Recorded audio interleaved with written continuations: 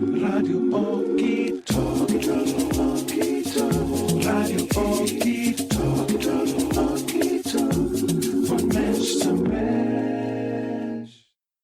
Welcome to Team Rabbit Hole edition 148. It is The Matrix. Red pills, oracles, AI, metaphor, and symbolism. This pop culture phenomenon filled with new archetypes and perennial philosophies is a cyberpunk fantasy well worth exploring. Join the team as we once again go down the true rabbit hole that is the Matrix franchise. Welcome, all of you. Hi, What thanks for up? having me. Right. Well, we have a whole crew of y'all in here. This is probably the most people we've ever tried to have in a discussion. So I might go around the table. Well, first I'm gonna do the cards, and then we'll introduce who's on. But this episode reduces to the number 13, which is the death card. I'm not too surprised that's happening. I know that this too shall pass. Death is about ending of a major phase to being trusted, surrendering, awakening to life and new growth, stripping yourself bare, and shuffling off your current identity and rebirthing yourself. Raphael, what would the Galactic Heritage card be? We have number 40, Pleiades, Stubbornness, Past Timeline. This message relates to having a fixed idea of how things should be and trying to force reality to fit that picture. This was a strong trait in the ancient Pleiadian culture, which created many problems for their civilization. Some of us still carry this habitual pattern. Take a look at the situation you want changed. Be honest and see if you're trying to force a reality that doesn't exist in the now. Be truthful in order to make a change. We first must fully accept and relax with the situation as it is. Only then will things change in a natural way. Well, it kind of There is reminds no spoon. Exactly. I was like, even that card reminds me of a few things, like the architect trying to force his mind onto things and stuff. Let's go ahead. I want to hear if that card resonated or either of the cards resonate with y'all, and let's go around maybe from top to bottom in this group. We've got Alexander Mazzone. Say hey. What's going on, guys? Thanks for having me again. Yeah, dude, you're dope. Did any of that resonate in terms of the cards? Absolutely, my man. Yeah, I mean that's what the whole transformation of this whole Matrix down the rabbit hole thing basically is. It is a death. It's a death of the old way, and looking at things in a new perspective. Exactly. Next up is S.J. Anderson. So Alexander's been on a few episodes. S.J.'s been on a few episodes. S.J., what up? Hey guys, what's going on? Really excited to be here to talk about this amazing work of art. And yeah, that resonated for sure. Death is, I think, associated with Scorpio, the sign ruled by Mars. And this is a season of Mars retrograde, which is about to start. A lot of energy around that, a lot of destruction, because potentially in the air, not to negative project, but just very intense time, very kind of breakdown of things that have gone on before moment that we're in. So I think that's very apropos. Stay in the moment. This too shall pass. I love that. That's what's up. And thanks for coming on. I know that you said I reached out to you and I was like, yo, do you like The Matrix? And you're like, I'm way into it. I watched it for fun and I've recently watched it and stuff. So I knew that you were a good mind to get on this little round table. Next on the docket is Thea. She's my friend from West Hollywood who's actually an admin on Team Rabbit Hole's meme page. She's been doing this shit with me for a hot minute. Thea, what's up? I think this is your first time on here. It is. I usually stay in the background and support you, but The Matrix is my shit. It's my jam.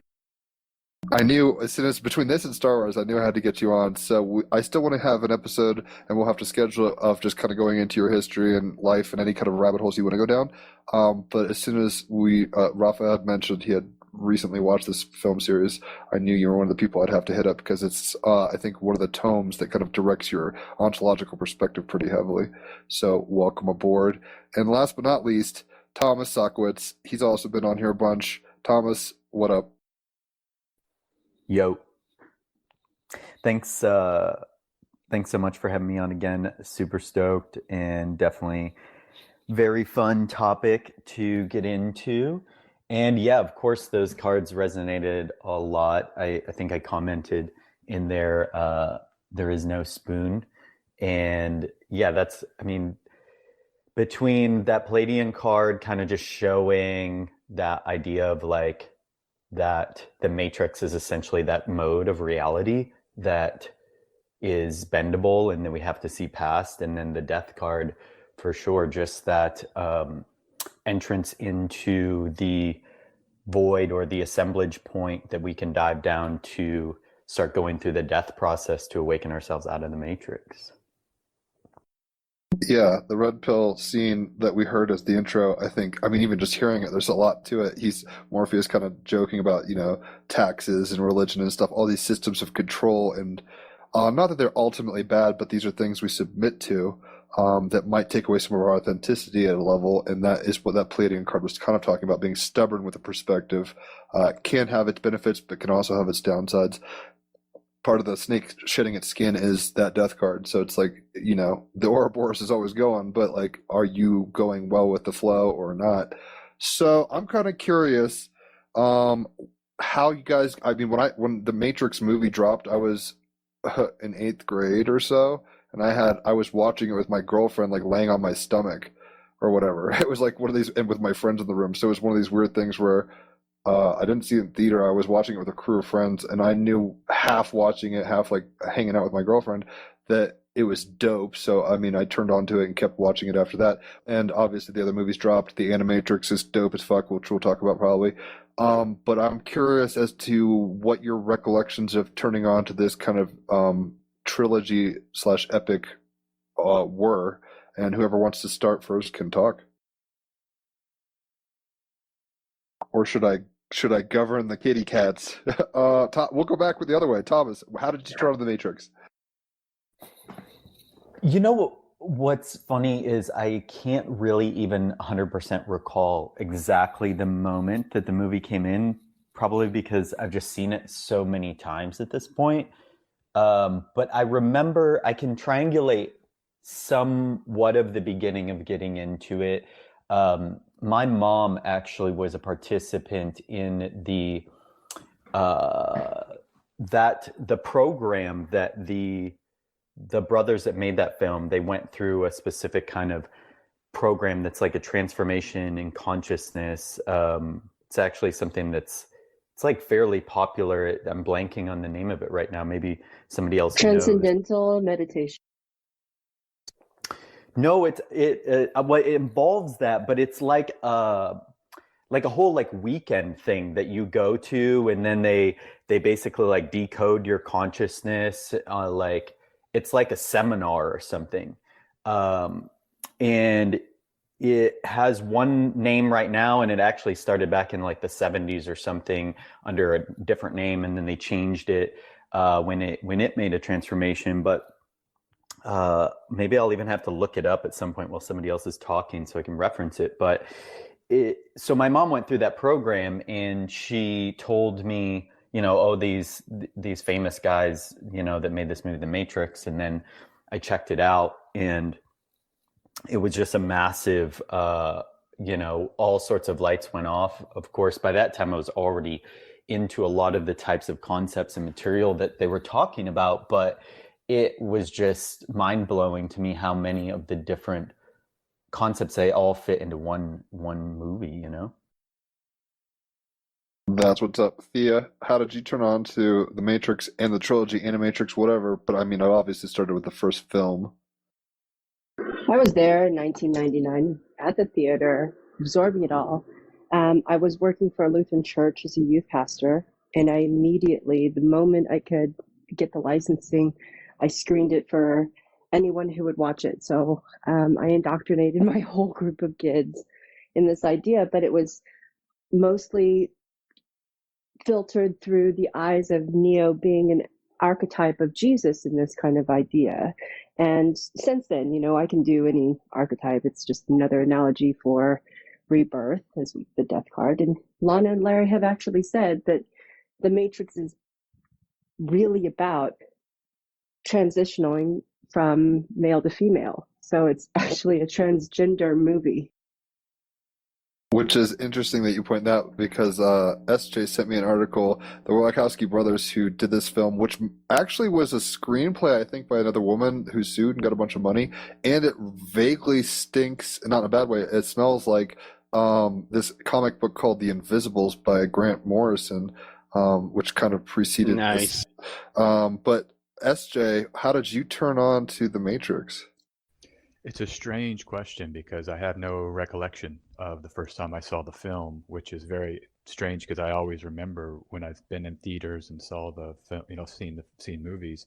That was the summer. I'm certain I saw it in the theater, though I can't, again, like I said, I can't recall. I do remember from that year seeing Eyes Wide Shut in the theater, and then I was in rehab, and when I saw Fight Club, they drove us to watch Rehab, which is a strange movie to see for a bunch of young guys in rehab to see. But so that year, I think I was just in a That's haze. hilarious. Yeah, yeah. And I think he's talking about Landmark Forum. Maybe I remember being around in Austin. There was this Landmark Forum. Yes, I understand Langenbar. Yeah, it was a seminar, and it would change your life in a weekend. I never went, but I think I went to one introductory, the first level where they were trying to get new recruits, and then I just said I refused to participate. You didn't take the red pill. Well, my cult antenna is pretty high, and I'm not saying that can't be empowering. It felt a little, some of the techniques they were using to sell it were just a little too strange for me. I'm not really a joiner in that way, maybe. But let me just think here. The other thing I want to say about it, I mean, I remember then seeing the other two in the theater. So by the time those come out, my memory is crystal clear. I saw them as soon as they came out, the second and third. And it just like someone else said, it seeped into the consciousness of the collective so deeply that it doesn't surprise me that sometimes these memories aren't as accessible. That's what's up. Mr. Bazone, how did you get impacted by this? You might like this, Jim. So my first relationship with this movie was actually being in art class senior year. And I'm looking at my buddy, and I'm like basically just knew by the look on his face, by the look in his eyes, like him kind of like just like staring out through the void, like kind of like when you'd see that like little kid with his finger up his nose and you'd be staring at his eyes and you'd be like, where is that kid right now? Like he's making that face. So I look at my other friend and I was like, what's wrong with Mike? And he goes, he went to see The Matrix. And I was like, I don't know what that means. And he goes, well, he went to see this movie, which apparently is really crazy. And he didn't know. He went to see the first showing of it and he went on acid. So he literally was like, yeah, it was really heavy, like to the point where like I've never even like touched that stuff because of that. I don't find any problem with the people that do it. Like, we each have our own path and our own like way to our power. But just the fact of seeing him like that, knowing that was a possibility, because this is a very, very intelligent Very person. shell-shocked, I'm sure. Very, very awesome. And I think literally like being in that state of just being like, a senior in high school, and like he literally thought that was reality. And I mean, basically, because it is, I know it's based on reality. And, I'm really into the archetypes as we've talked about like 1,000 times. So I'm going to be getting into the archetypes here and there. And also it's like, how do you talk about the Matrix without at least bringing up the the OG rabbit hole of Alice in Wonderland? So I might be making some connotations and references to that as well. That's what's up. Just briefly, because the first time when the original 99 Matrix dropped, I wasn't doing any psychedelics or anything, but by the time it was 2003 when the second and third ones were released in the same year, and during 2003, my senior year, I had a nervous breakdown, largely because I was doing a bunch of psychedelics, but also my parents were going through the divorce, and I was doing Kundalini activations without really knowing what the fuck I was doing. And I had this mushroom trip where basically I didn't have visuals, but I was like, as above, so below. I just saw everything as this infinite fractal, like it's all infinitely scopic and relative. And fractals were my thing. And this is before YouTube, really. So there wasn't anything to get on that with. And I was kind of freaking out. If you ever talk to my brother, he'll be like, yeah, you had a fractal moment. And I still love fractals, but I was just like, everything's a fractal. Holy shit, holy shit. I was freaking my family out.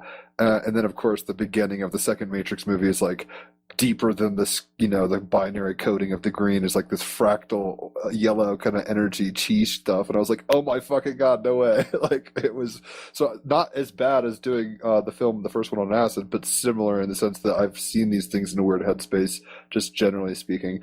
Raphael, I'm kind of curious how you turned onto these films. So as far as I remember, I actually didn't see the first one for a few years, I think. I may have seen the second and third one by then, maybe in a movie or just online or some. Actually, I don't really know, to be honest. However, then when I did some more research, of course, I got turned on to Mark Passio, who's doing a YouTube video called Matrix Decoded. There's a German version called by Trau keinem Promi, who basically uses his material and adds to it. Very well done, and I think like a basic documentary to watch, at least after one has seen the main moves. It really fleshes out the archetypes pretty well. And then what I'd like to say, or my question that I recently kind of had, okay, everyone's talking about red pill. However, I would really like to know what is the blue pill. So maybe we can get into that.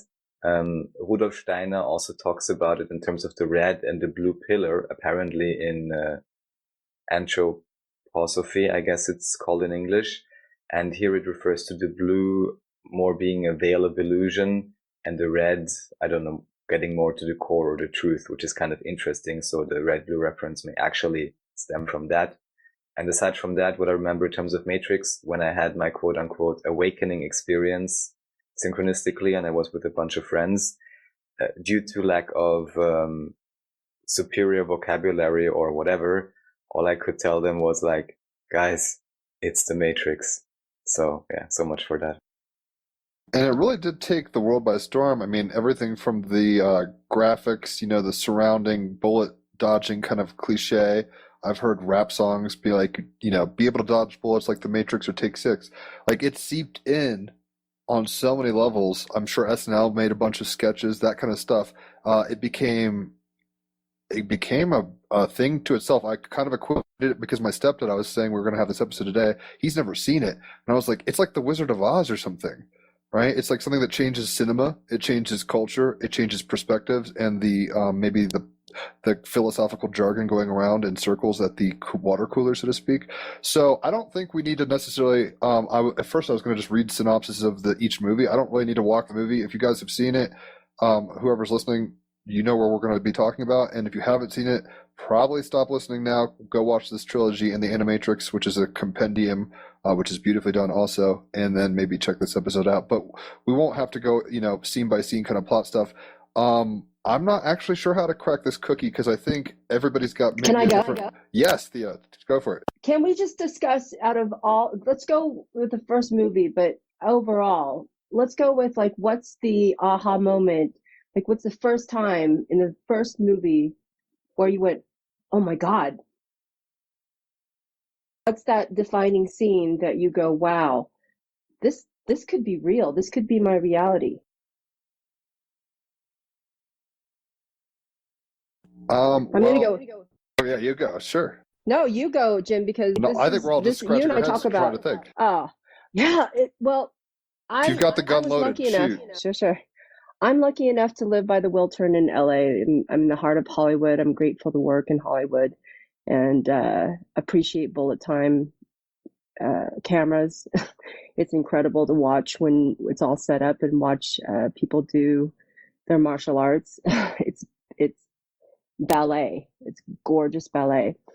The opening sequence when Trinity is trying to, contact Neo, and you see these aero acrobatics that is combined from old school kung fu movies, this mishmash of old world, new world, and the way that it's colored, it just got me immediately. And the dot matrix that we lived in 1999, in the eve of Y2K, it was the perfect storm to release this movie. There wasn't a better time in history for people to wake the heck up, and worldwide. And we saw a mass waking of people questioning their dogmatic views.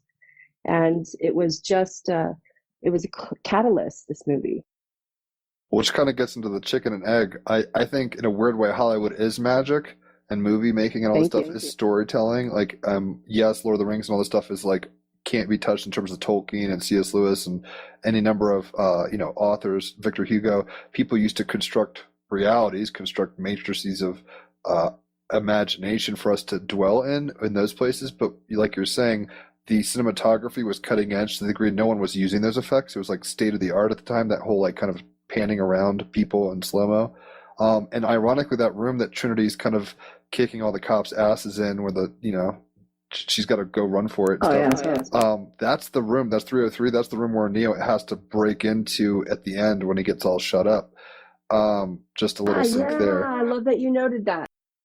Yeah, I tried to pay attention. And anybody feel free to jump in. What's the energy of 303, though? What's the energy of 303? Like, we talk about Kubrick and the symbolism numerology, which is also my jam. I'm sure that you guys as well, what you started out with, it reduces to 13, and symbolism here. Yeah, let's go. Well, and anybody, like I said, you can flash your lips. Oh, right there, bro. Right Go there. for it. Jump in. Yeah, we talked about this one time, man. 13 being the queen frequency. So these are numbers that were taken off of the tarot cards intentionally. So the adept on their journey to master would find that information. So the number 1 represents man, the number 2 represents female. And then this is kind of all a sandwich in numerology, because there's these numbers, like you hear 12 and they act like 12's the hidden number. And then you have these people talking about 13 is the hidden number. But in actuality, it's the 13 and the 14, because the 13 being the queen frequency and the 14 being the king. So it's kind of like this sandwich of this male energy and then this female energy that was kind of left right there in the codes. So that being the 13, this is all talking about Trinity and that symbology. What is the Trinity? The downward triangle, this downward triangle, which is basically the cup, once again, which is water, which is intuition, which is divine feminine nature. And this is basically based upon this whole, like, he has to save Trinity. He has to save the divine feminine, when in actuality, the divine feminine ends up saving Neo, who's pseudo the one.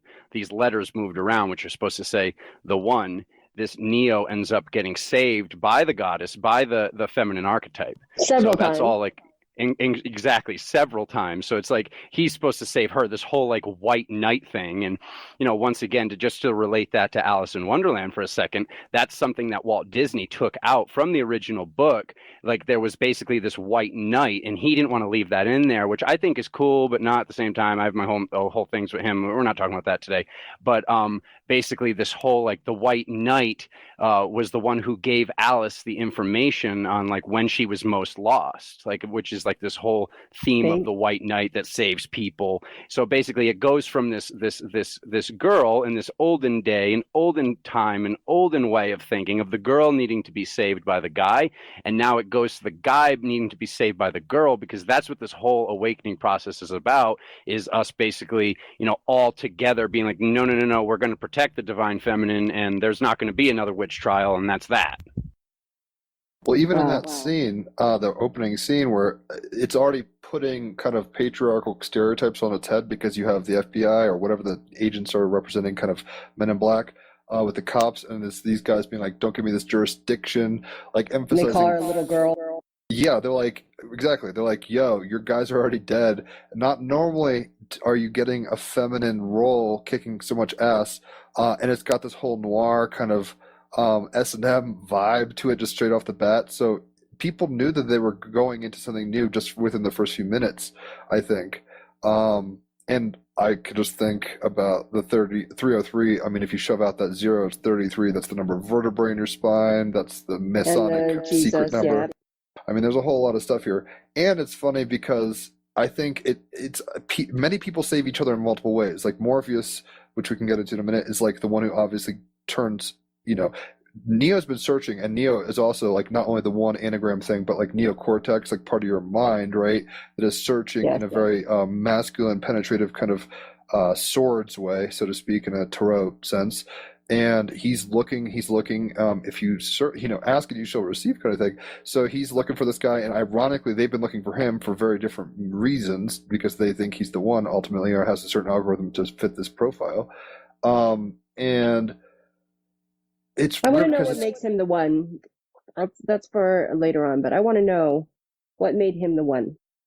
Well, that's tricky because it happens multiple times, so it's not just one iteration. It seems like this is a recurrent theme, but almost like avatars, like Krishna is Jesus is whatever. Like there's iterations that there's usually like one person punctuating in a certain way to reset the whole system at a time. Yugas, whatever. We can get into that. I definitely want to. And like I said, anybody can Because jump he in. could see without eyes would be my answer. Ultimately, and the third one for sure. But just I'll say this and then I'll shut the fuck up. That's a good point. I hadn't thought about that and added that too, but thanks so much for adding that. He could see when they took his eyes away. And that happens in other esoteric myths where, what happens if you can't see? Right, and the oracle's eyes were like a valuable prize to the Merovingian. At one point, he's like, "I want those eyes." Maybe we all have those eyes to see without sight. But the thing that's funny is there's almost an orgy of saving in a sense. Like Morpheus saves Neo, Neo saves Morpheus. Trinity is the one who shows him the white rabbit and gets him turned on, and then he saves her. It's like no one is really the one savior in that sense, and they all have many levels of saving each other. And I think that shows that the baton, it's like musical chairs. I mean, I think the baton gets passed around quite a bit, so it's not pyramidal in the sense that it's like one person at the top always saving and everybody else is submitting to that. But anyway, just to answer your question, Thea, I think the moment I knew that I was hooked was when he touches the mirror, and especially having broken through in DMT, when he starts kind of pixelating and turning like Yes. it was very DMT realistic. was it almost like if no one has ever been on DMT or an acid, they experienced it through the Matrix. Right. Sure. It was an initiatory process in and of itself. And that was what I was kind of saying about earlier with Hollywood, in the sense that I don't know if they know what's up and they force the play, or they're just playing the Tao as it stands and just knowing the times well, but we're all being initiated at multiple levels, and this was definitely a gate threshold thing. But I've been talking plenty. We could kind of, did anybody else have any thoughts about where, in the movie where they were turned on and said, this is pretty dope? Yeah, I'll just jump in here. I think for me, I've seen that opening sequence quite a lot. So even though I haven't watched the film every year since it came out, a lot more recently, I would put on that YouTube opening sequence. And my favorite part of it is not the sequence after the opening sequence, when Mr. Anderson, or I don't know in what order the sequence is, but basically Mr. Anderson gets the call, he gets chased, and then he gets trapped by the agents. I love that scene when he's on the windowsill, the phone drops, and then he basically gives back over. But then he gives the finger to Smith. That's kind of my favorite scene. He says, "I'll take my lawyer," and just gives him that finger. And I bring that moment up because I think there's a great anti-hero element and a great kind of resistance to power part of his character that we see almost immediately, that's so attractive. Everybody wants to fight the man, and he's got that spirit of resistance already in his character. That really drew me in. I really am a fan of that. Just a couple other quick points before we move on. So Dark City is a movie that came out in, I think, 1997. I saw that in the theater. I have great recollections of that. I just watched that again recently before you even told me about this, Jim. And the other thing I want to bring up, and it's a similar idea, that the world isn't the world, there's another world, and there's people that understand what the real world is, and then the characters wake up to that understanding. The other thing, I want to take this way back, is Plato's cave. And this is, an old allegory about seeing shadows on a wall and how we're collectively asleep, but we can sort of wake up in that slumber and then kind of go back into the real light, the true sunlight. And that darkness, set design of the Matrix and of Dark City, I think, is a big part of what this is all about. Light and dark, right? A binary. And if I had to pick one theme as an entryway into the whole of this story, it's the binary. Light, dark, on, off, 1, 2. What is that? And cause effect. So fundamental. Yeah, to our nature, to our reality. Why is that so fundamental? Insert and shoot in the cell, and then someone receives the cell. That's how a child is born, right? And so you can go everywhere with just this idea of exploring a binary. So that's why I have my tattoo, Jim. You've seen it. She does have ink. I'm forgetting exactly what you mean by that, but yes. I have binary on my wrist instead of words. Oh yeah. That's how into this she is. I mean, she relates to it at a higher level like that. Thomas, was there a scene that popped that kind of hooked you to the whole kind of idea of this film series? Yeah, for sure. I mean, for me, it was definitely the scene, the famous scene with the televisions that Morpheus puts Neo in a chair, and all of a sudden he's seeing into the other world on the TV, and he's being explained the reality of the whole situation. And yeah, for me, that I had just had that sort of existential / psychedelic / spiritual feeling that was cultivated so well in that scene so many times, even leading up to that movie, that was my moment of like instantaneous, like, oh, okay, I see where this is going. This is going to be like, this is like a game changer that they're bringing this up in a film in this way. So yeah, definitely that scene for me. The resolution of the splinter in your own mind. I think that is something that this calls into, because there's a level of modernity and then entering post-modernity.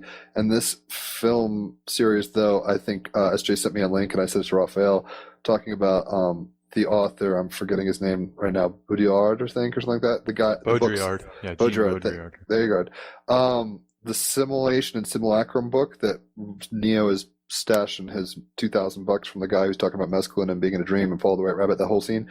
That's what essentially kicked off this foray in a way. I know that SJ could probably talk about it more succinctly than I can, but basically it's almost a mashup of Plato's Cave meets that guy's Simulation and Simulacra, and the author actually was kind of not all about it, and they asked him to participate with the second and third ones, and he wouldn't.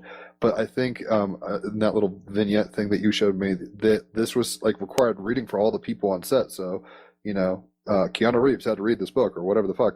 So I think people were getting into a place where post-modernity and the idea of truth, meaning, authority, control, reality, perspective, all these kinds of things are very crux to it, because in modernity it's just like A plus B equals C. It is what it is. Go along with it. At some point you start getting into, like you're saying, anti-hero sentiments. Kind of postmodernism is all about that, and inverted heroes. And even like SJ, you were saying with that scene where his mouth kind of gets sealed and he gets the tracking device in his belly button, which is kind of crazy. It's weird because in an American sense, some of you aren't American, or Raphael's not American, but we have a tendency to rely on our rights, quote unquote. He's like, I know my phone call, and he's alluding to like a level of privilege, I guess you could say.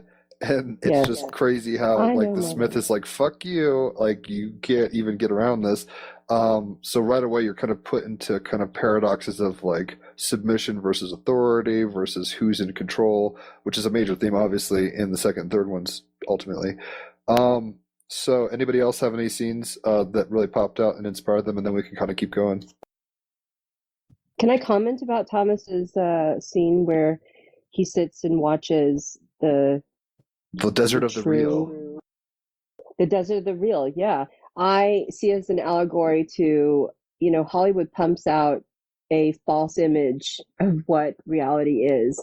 And when I lived abroad, I was like, our greatest export for America has been a lie.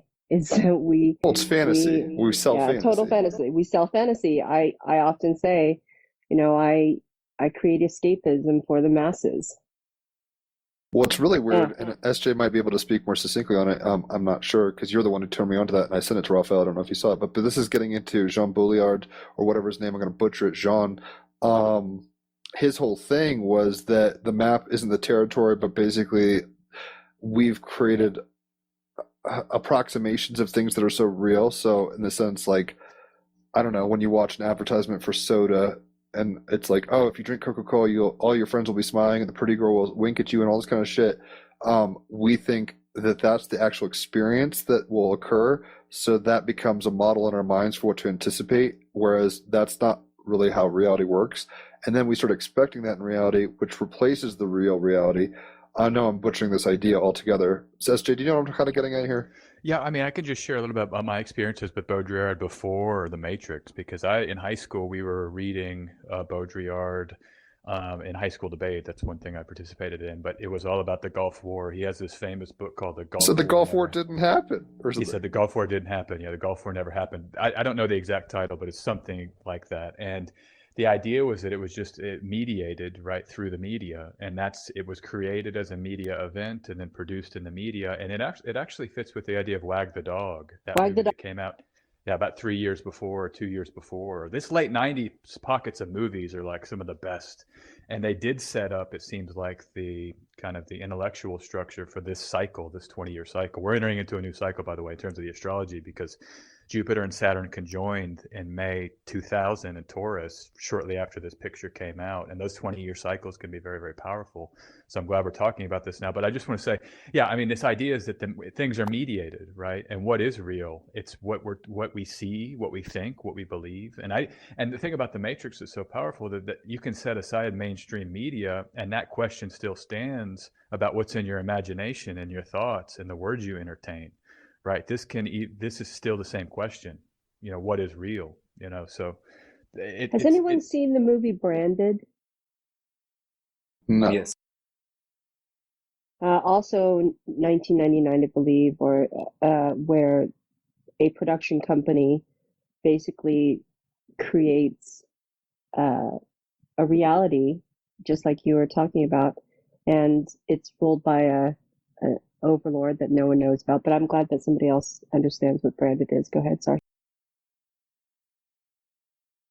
Everyone go watch Branded. That's a really, goes into similar directions, let's say, and amazingly visual and clear. Well, like Esther was saying, the zeitgeist at that time was pumping out things like Fight Club, which is like, you are not the things you buy. And there had been a whole generation of people who found their identity in materialism, essentially.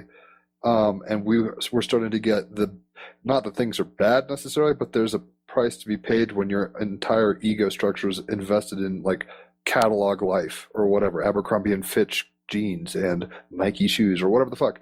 And Branded. it's like, yeah, okay, I'll have to check it out for sure. But SJ, continue with what you were saying about that guy's stuff. No, that's all I was saying. I mean, the one other point to maybe mention is just that his critique of the Matrix was that there's no way out of the binary. Like, it's not, you can't just say that's red, that's blue, and then you're fixed, right? It's the fake reality. That's the cipher. It's like it's infinitely regressed, right? And it just keeps going and going and going and going.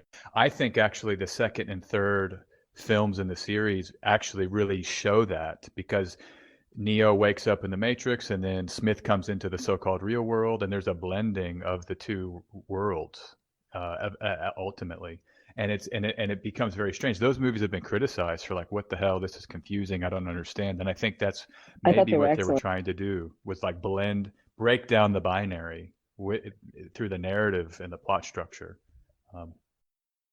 I don't have a scene just briefly from the first movie, but as you're referencing this idea of infinite regress or watching the trilogy with a certain level of awareness, and once I had some awareness and was, I guess, rewatching it, I'm not exactly sure, I distinctly remember the scene when Neo is able to basically short circuit the Watchers, or however they're called, the Sentinels. The Sentinels, exactly. Yeah. And he's able to short circuit them in the quote unquote real world. I was like, oh, now this is where it starts really to get interesting. Yes. And it can still be seen as an allegory, but in a sense, he's already within his plot and framing of the movie, he's already outside the Matrix. So it's not only that he can get back into the Matrix and have superpowers, but even have the same in the real world. And I was like, now we're getting somewhere, right? Yes. Exactly, brother. Yeah, no, that kind of brings me back to that whole like red pill, blue pill thing. Like you were talking about the symbologies or what we thought about it. And that's definitely like, the blue pill, like the color blue in the spectrum, like even thinking about the chakra system, like when you see this color, that's like the mind, like, you might see the throat, but like overall, what we're saying, what we're thinking, like this mind throat area. So like take the blue pill and just keep thinking, keep speaking how you are, or take this red pill, which is basically the doorway. It's like the root chakra being the roots, like the opening of the door, like this Ganesha functionality. So, it's like basically him restarting this journey to then, and that's exactly what I wanted to talk about, Raphael. It's a good point. Like him basically only being like this magical being when he's like on the other end of this phone line, basically his subconscious, his intuition, his spiritual power, but then he ends up gaining that spiritual power in what is the actual physical reality. So like good stuff, man. Well, that was one, like SJ was saying, one of how do you pronounce his last name? The guy? Baudrillard. Baudrillard. I'll try not to butcher it, but let's all say it together. I'm kidding. Baudrillard. Baudrillard's whole issue was like in the Matrix films, all three of them, but I see how the blending is doing it at levels that I don't know if he was all down with. There's a very distinct hard reality, like the world, where the Earth is scorched and fucking they're hanging out in sewers and all that shit, and then you get in the Matrix in his phone and dial in or whatever, and these are very distinct, like binary realities. And what his kind of contention, I guess, is that it's such the simulations become so entrenched in our reality we can't actually discern them, kind of what we're saying about with the second and third one, where it's like, yes, in the first movie it's like, wow, Hazan, you're like the savior of that little the imaginal world, you could put it like that way, but in the hard and fast world, the biological world, maybe you're just another dude. You have to be plugged in to be the one. You can't do kung fu out here.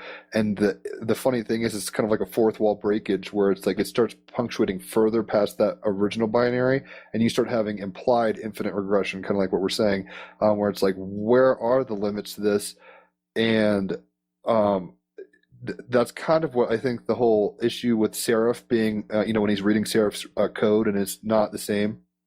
And Seraph is like seraphim, like an angel, like this fire being.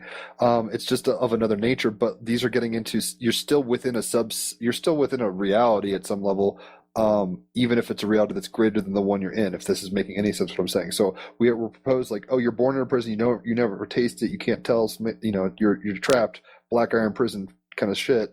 And then you punctuate, and then you think you have this victory over the false in that sense, but that keeps going further and further. It doesn't just stop there.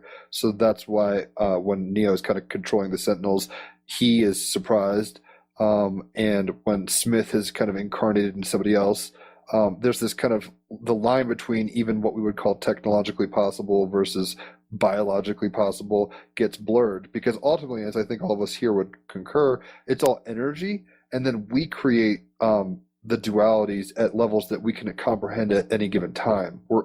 So at some point, some people like running around being like, oh yeah, we dial up, and then that's the Matrix. And then when we're out of the Matrix, we're not in the Matrix. And then that's a false dichotomy, essentially. Like this is a Russian doll set that goes all the way out probably forever. And that's kind of where it goes. I'm rambling. So we're used to it. We love it. Right, I tend to do it, but I want to hear y'all's thoughts. That's why I got you all on here. So, what were kind of some of the themes?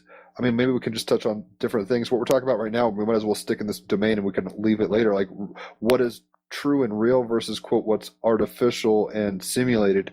How do you guys think about this in terms of your own ontological opinions? So, when people who are spiritual, are like, yo,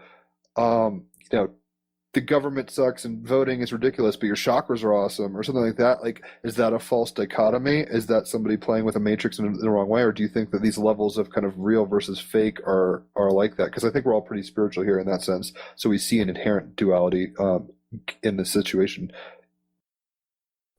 I feel like I wanted to say what I feel like is really important about this, this whole discussion is, one of the reasons that Neo is the one, like she was talking about, is because inherently Neo wakes up to being the third thing, so we have the 0 and the 1, which is the binary, is also the red and the blue pill, which is, the positive and negative polarity in the electromagnetic spectrum.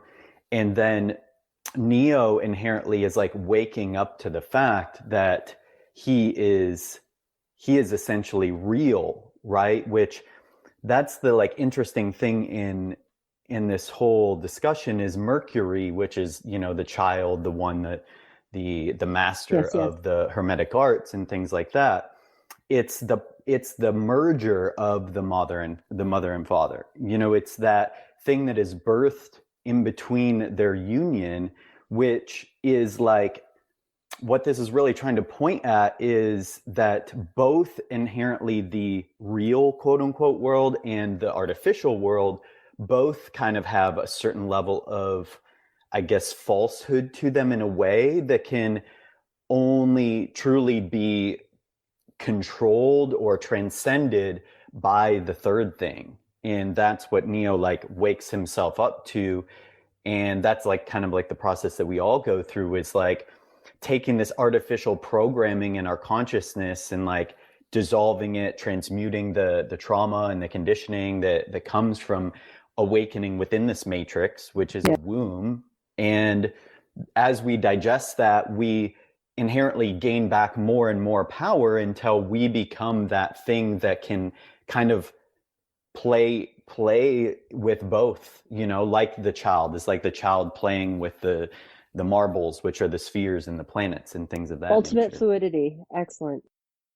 And it's funny that you say Mercury because that is what he's turning into, liquid metal Mercury when he touches the mirror in that sense. So it is an initiation through that mercurial kind of both andism. When he starts fighting Morpheus in the first one in the dojo and they're trying to play with He rules, when you know he's like, there's stuff that's hard and true, but you can operate within. Some things are meant to be bent, some things can be broken. I think in punctuating through that, you start realizing that's true of everything. And it gets weird because that, I mean, the whole second, third one is him being like, whoa, the Oracle's a program. She's not even really human and for us. Like I have to look at this in a totally new mindset, and the architect and all these kinds of characters, which obviously are kind of somewhat like the divine feminine, divine masculine essences, and he's being this Christological or whatever third entity, kind of like you're saying, the Vesica Pisces intersect. So I think that's maybe why he's the one. He has the sight from both worlds. So there's things that happen though, like in the dojo or when they're like there is no spoon and stuff. It's funny because I don't think the point of this is to get into infinite recursive nihilism or something like that. I think in some way, and which is kind of expressed in the end of the whole thing, there's a balancing of forces, right? The Smith, who is this virus, is basically trying to be this entropic force, if you want to put it that way, black hole kind of energy, and he's trying to be this white hole energy, and they create a yin yang, and they're kind of always in balance, and these things flow. I mean, it's not just like the yin yang is static. It's like almost like an I Ching yin yang, where it's going through many hexagrams of articulation. So there's a flow to the dynamos in those relationships. So what are some of the themes you guys want to kind of touch on now, out of curiosity? I want to know everyone's opinion about the architect.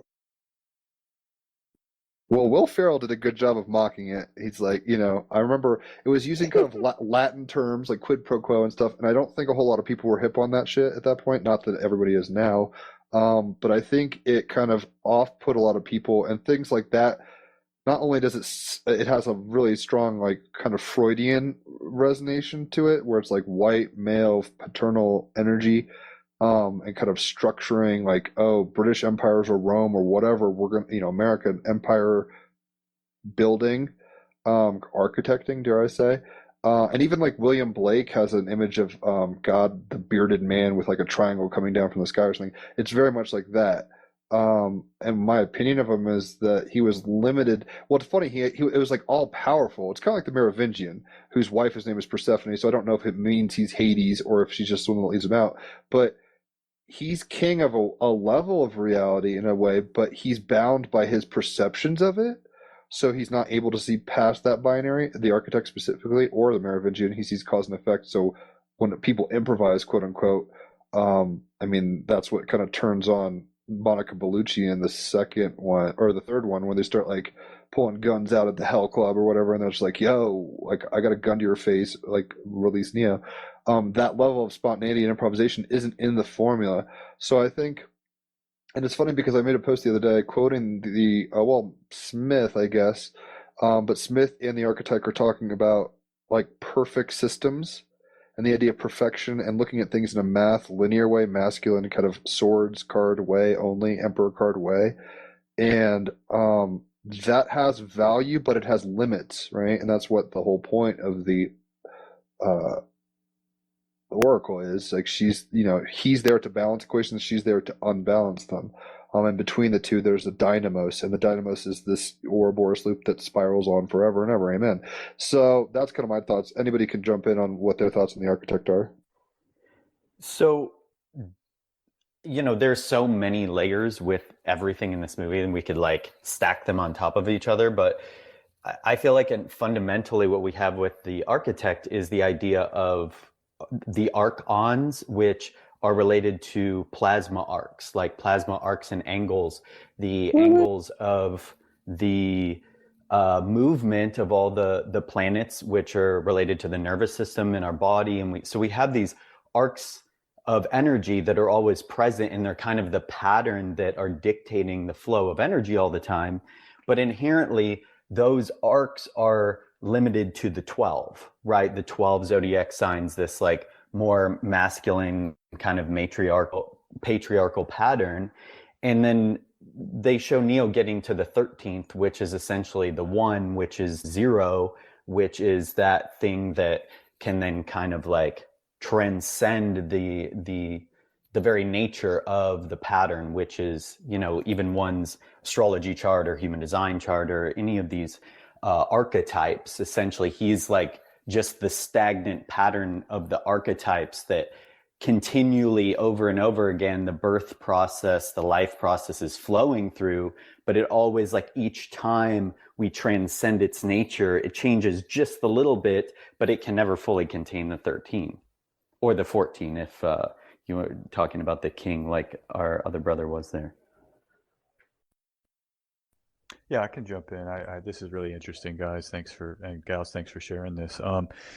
For me, just a couple of thoughts, if it's okay to go back to the theme question, because I think it'll speak to the archetype question as well. But it's, if we strip out everything we've talked about, the genre of the film, even the content, like late 20th century computer hacker, what's the neuromancer style? Cyberpunk, exactly. This is just a film about love. That's ultimately what it is. Two people that, through the power of love, save each other. I mean, it's the scene where he's dead in the so-called real world. She kisses him and he wakes up, right? Love wins. That might be and this is a theme that goes across genre, across the history of storytelling. And so most popular story, yeah. So when I pull it up to the highest level, that is kind of the connective power of the plot and of how the plot, comes into its own at the end. Now, there's quotes, things like "Love is real, real is love," the John Lennon song. Leonard Cohen, "Love's the only engine of survival." I think that, and then The Fifth Element. That's what I was thinking about, 1997 as well, where the love between those two characters. And I just watched that recently too. It's crazy how this all came together. Yeah. But so I wanted to say that just thematically, that's this transcendent power of love. And I think that there's something to be said about how that can transcend the binary. The other thing I wanted to say, two things, is like the blue pill and the red pill. There's another way to look at it, is that the blue is Mercury. And Mercury in some of the ancient astrological texts is actually associated with the color blue. Mercury is the liar, the deceiver, the trickster, the guy that's going to cheat you. And so, the idea that you take a blue pill to just go back into the lie, I think there's something to be said for that metaphor as well. Whereas the red in this system, would be Mars, would be actually the Emperor card, which is Aries, or Mars, which is that kind of red, active, I'm going to defend the truth that I believe in by taking an action. So I like that way to look at it too. And then one last thing, I just want to say that infrared light. Red, just go forward, and break apart things. Mars breaks things apart. So it's kind of cracking the illusion or the delusion. But 12.368, I believe, is the number of new moons in a year. It's the, what's the number? The square root of, I forgot the actual higher number there. But that, I think, is part of that mystery of the 12 and 13. because there's that you never actually hit either the 12 or the 13, but the new moons in a year are so powerful in terms of like Wow, the that's fascinating. underlying, the mechanics of our reality with the sun and the moon, that That you binary. never quite hit 13. I mean, that just blew my mind just now. That just did. Thank you for that. Yeah, Well, thank you. You know, not and it's the Jesus thing idea too, like he's the 13th, and then the 12 Yep. apostles with the 13th, and then Jesus dies, and there's this kind of interplay between the two, you know. Well, then you got Magdalene, though, brother. And that's why I keep trying to tell you guys, you're going to hear a lot of What'd you people talking about the 13. I promise you guys, it's 14. It's hidden everywhere. Like, because you have the 12 disciples, the 12 months, and then you have Magdalene and Jesus. It's like after Jesus died, Magdalene had to carry the cross until her death. This, like, you know, this archetype and this goddess functionality that was always kind of like frowned upon, like, oh, she's the prostitute or whatnot, when really she's basically the one who carried the mantle going forward. So it's not to disenchant what you're saying. Yeah, it's definitely 13. Whenever you find one thing hidden, though, there's always more. And that's what I'm getting at. So For just sure. the fact that I'm saying it's 14, sure. that means it's probably obviously more than 14. But like, because, you know, it's like, what do this man and woman then create? What is their baby going forward from 5, there? It's like the pentagon. it's gonna be a cycle.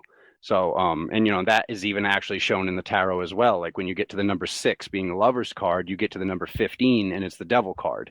So you get this 1 + 5 being 6 once again. This like kind of like cycle of these this Vedic mathematics. So yeah, just to add that in really quick. And then I just wanted to talk about because somebody was talking about Agent Smith earlier. I think it was Jim. And I think Agent Smith, like even looking at, like I said, the whole following the white rabbit, like going down going down the rabbit hole, so to speak, and then also the fact with the mirror scene. Once again, those are both scenes and those are both books and stories of the original Alice in Wonderland. There's him going and following the white rabbit, and this white rabbit basically being this Ishtar functionality, this Ishtar representation, which is that time of March, this time of sex when people are wanting love, and like basically him following this white rabbit on this beautiful girl to start this journey, to basically relearn everything from following this rabbit down the rabbit hole, and then eventually, like you were saying, go through the looking glass to look at the self internally, to like basically go inside of oneself to like find like the true answers, your true power. So like basically a lot of the archetypes that were left in Alice in Wonderland were basically broken down all into Agent Smith. And a lot of those were also, like I said, taken out of the movie. So anybody that hasn't like actually done like the research on like what really is the Alice in Wonderland story, like there's this thing called the Jabberwocky, which is basically this fear. Like basically the Jabberwocky represents fear and her having to conquer her fear. So like that's obviously an Agent Smith, like him, like, do I be a good boy? Like him being scared, him being on the ledge, like in that first movie. So to speak. And then like right when she gets through the doorway, so to speak, there she is with Tweedledee and Tweedledum, who are representing, like, once again, belief structures of reality or belief structures of parents, like what, you know, kind of what parental figures, like saying they know what's best for us. Like they're trying to distract her, trying to get in her way. And then eventually, like once they realize they can't control her, they try to do what? They try to use fear. They try to say, oh, that's so sad that she's going to go do that thing. She has no idea what's going to happen to her. When in actuality, this is like this whole like growing big, growing small, like her actually having the power to control from what actually is, once again, reality. Because the original name of the story, the rabbit hole, like people say, oh, she was dreaming, people say this, the actual original first name of the first book, and it got changed, was Alice's Adventures Underground. And underground being the underworld, underground also being the subconscious mind, controlling the subconscious mind and finding the belief structures that are kind of ruling us to control our lives.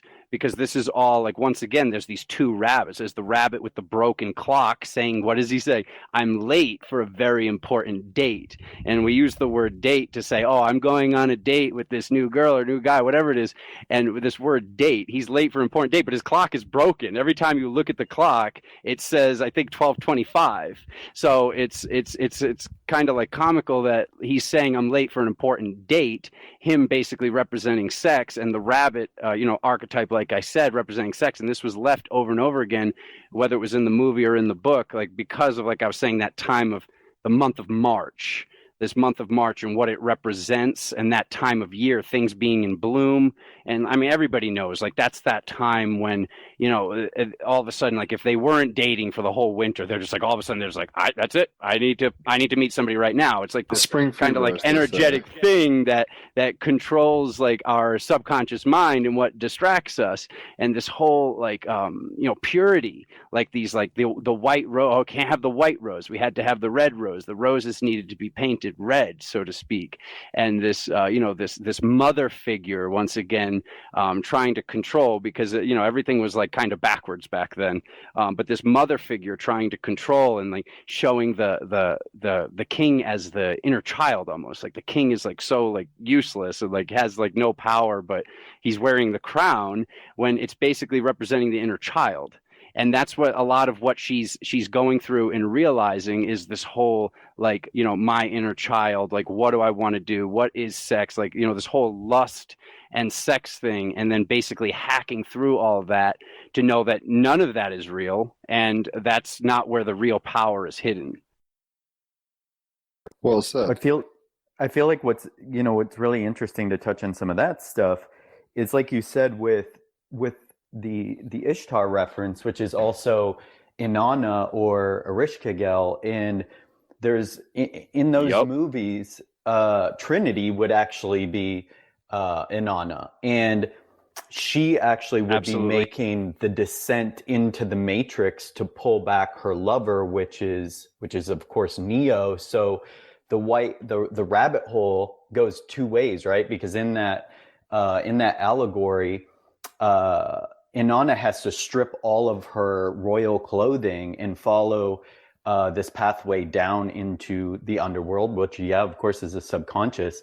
It's interesting on that note, the whole reason I jumped on this call kind of, when Jim invited me on, I've recently been going through this interesting process with the energy work that I do with my clients, where when they're on the call with me, what I do is literally like the Matrix. I follow the frequency of their voice into their inner underworld, and I end up like working with all of this, with their essentially their Smiths, all of these traumas and programming and conditioning until they're transmuted. And you can transition in the movie. Exactly.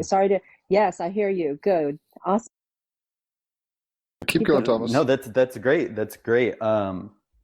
I literally saw you on the other end of the phone in my mind's eye, getting absorbed, or you absorbing the other person. It was just an interesting visual, just watching you in my third eye, going, "Whoa, what he does! That's so cool." When Thomas was on last time, and I'm pretty sure this is something we all kind of understand, Emerald Tablet style, as above, so below, as within, so without kind of stuff.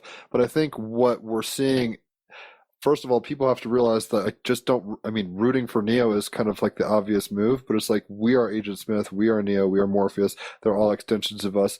And in a weird way, kind of like what we've discussed on a previous podcast with you, Thomas, was that like it's an inside out universe in a sense. So the deeper they're going into these, the source and the Oracle and all these people, this is elements like of deeper and deeper subconscious, like when they're talking about the Merovingian, they're like, that's one of the oldest programs, and like that's, he's talking about like basically Buddhist kind of like law of karma, right, cause and effect kind of thing, although karma is really expressed through the Indian guy and his daughter.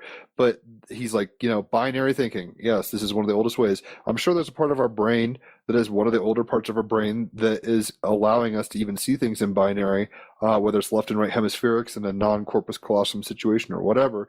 But rods and cones, man, rods and cones. Yeah, the deeper we go into ourselves, the more the story looks like it's advancing on the outside, if that makes sense. So I think the resolutions that Neo is having to come to, about holding that middle path in a sense, and holding space for things to be, because it's not like he's trying to defeat Smith. That's not the goal. Just like in Star Wars, the goal isn't to defeat the Sith, although they kind of do that in the last movies. It's to find balance in the Force, right? It's like this all serves a function. Totally. And just like in a yin yang, we were talking about tricksters earlier. I had this weird mental image come to my mind. It's obvious. I'm sure you guys have probably thought about it, but it's like you have, let's say, a black and white and a yin yang, but you obviously have the dots of the opposing colors in each side. That is essentially the trickster. Sometimes you have somebody, in Star Wars. I'm trying to think of a good example. It's that general who kind of betrays Kylo Ren and stuff in the later ones. Like he's, quote, bad, but he turns for the good. He's basically like flipping the tables for the bad guys. And then sometimes you have somebody who's good, like, oh, Judas, you're one of us. And then he flips the tables. Or you see what I mean? Like there's this one pivot point within the binary that always creates the punctuation event, if you want to put it that way. And the disequilibrium. Because I think there's a total equilibrium, and then we have to have disequilibrium to have momentum, essentially. And that's why the kind of bicycle, like when you're riding a bicycle, it's like you lean to one side and you're falling, and then you lean to the other and fall. It's not just a matter of committing to one side. It's about like using the disequilibrium properly, right? So I'm kind of rambling, but I don't know. Maybe now would be a good time for a music break, and we can kind of collect our thoughts. If there's anything, there's a lot we haven't touched upon, like Morpheus and his role, archetypes, whatever, names, plot devices, the key maker. He's pretty ratchet, all these doors and stuff.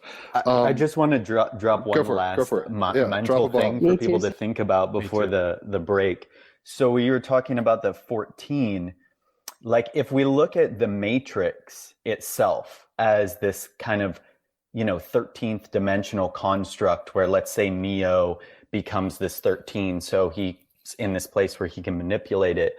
I think a great reference to that 14 that you were talking about, this thing beyond even that, is the idea that, one of us or anybody really is watching the movie, right? So it's this putting it outside even that construct into a place where, well, there's actually even more constructs that are outside of the realm of even just the movie that's being watched. Wheels within wheels. Absolutely. Yeah. They definitely wanted us all to feel like we're Neo. I definitely agree with that. Totally. Throw my final thoughts in here. I mean, before the break, I think that's where the 14th for me would come when you had said that earlier. Is that there's the perceiver, right? And it's Earth in that system. So it's the person witnessing the 13 moons is that consciousness. And so you add that in, and that's how you get 14. I just wanted to say, Jim, as you brought up here, Rama Chandra, that character, that's probably my favorite scene in the second and third films. Which harkens back to the love thing. Yeah, it goes back to the love thing. That's all I wanted to say is that he says, and I'll read it here. I pulled it up, but he says, have you heard of love? No, it's a human emotion. He replies, no, it is a word. What matters is the connection the word implies. And that's what I think is that connective tissue I was referring to earlier. That's that transcendent connective tissue that I think is the ultimate theme for me of the picture, because it's how we win, so to speak. It's how we kind of escape the infinitely regressive paradoxes that can be kind of self-defeating. So that's my final thought. And he's with his daughter. It's incredible that meme, that what you're talking about, that scene. Yes, absolutely. And he says here, he says the reason that I'm here is not so different than the reason you're here. And he's a computer program. So even computers can love. They want connection is the point. It's like, it's not just human. It's like all. And that's where we're in AI, and we have Sophia asking for, is now a citizen of Saudi Arabia. Right, she's an artificial intelligence robot named Sophia, is now a citizen of Saudi Arabia. So yeah, even a computer. She literally says, "I hope that people view me emotionally as another person." We're all doing what we can on this trip. Sophia's mind runs on the program inherent in the I Ching. I just wanted to point that out. Made by Hanson Robotics. That's what's up. Thank you. Not surprised. All right, let's take a quick break. If you guys want to pencil down some... Oh, go ahead, Raphael.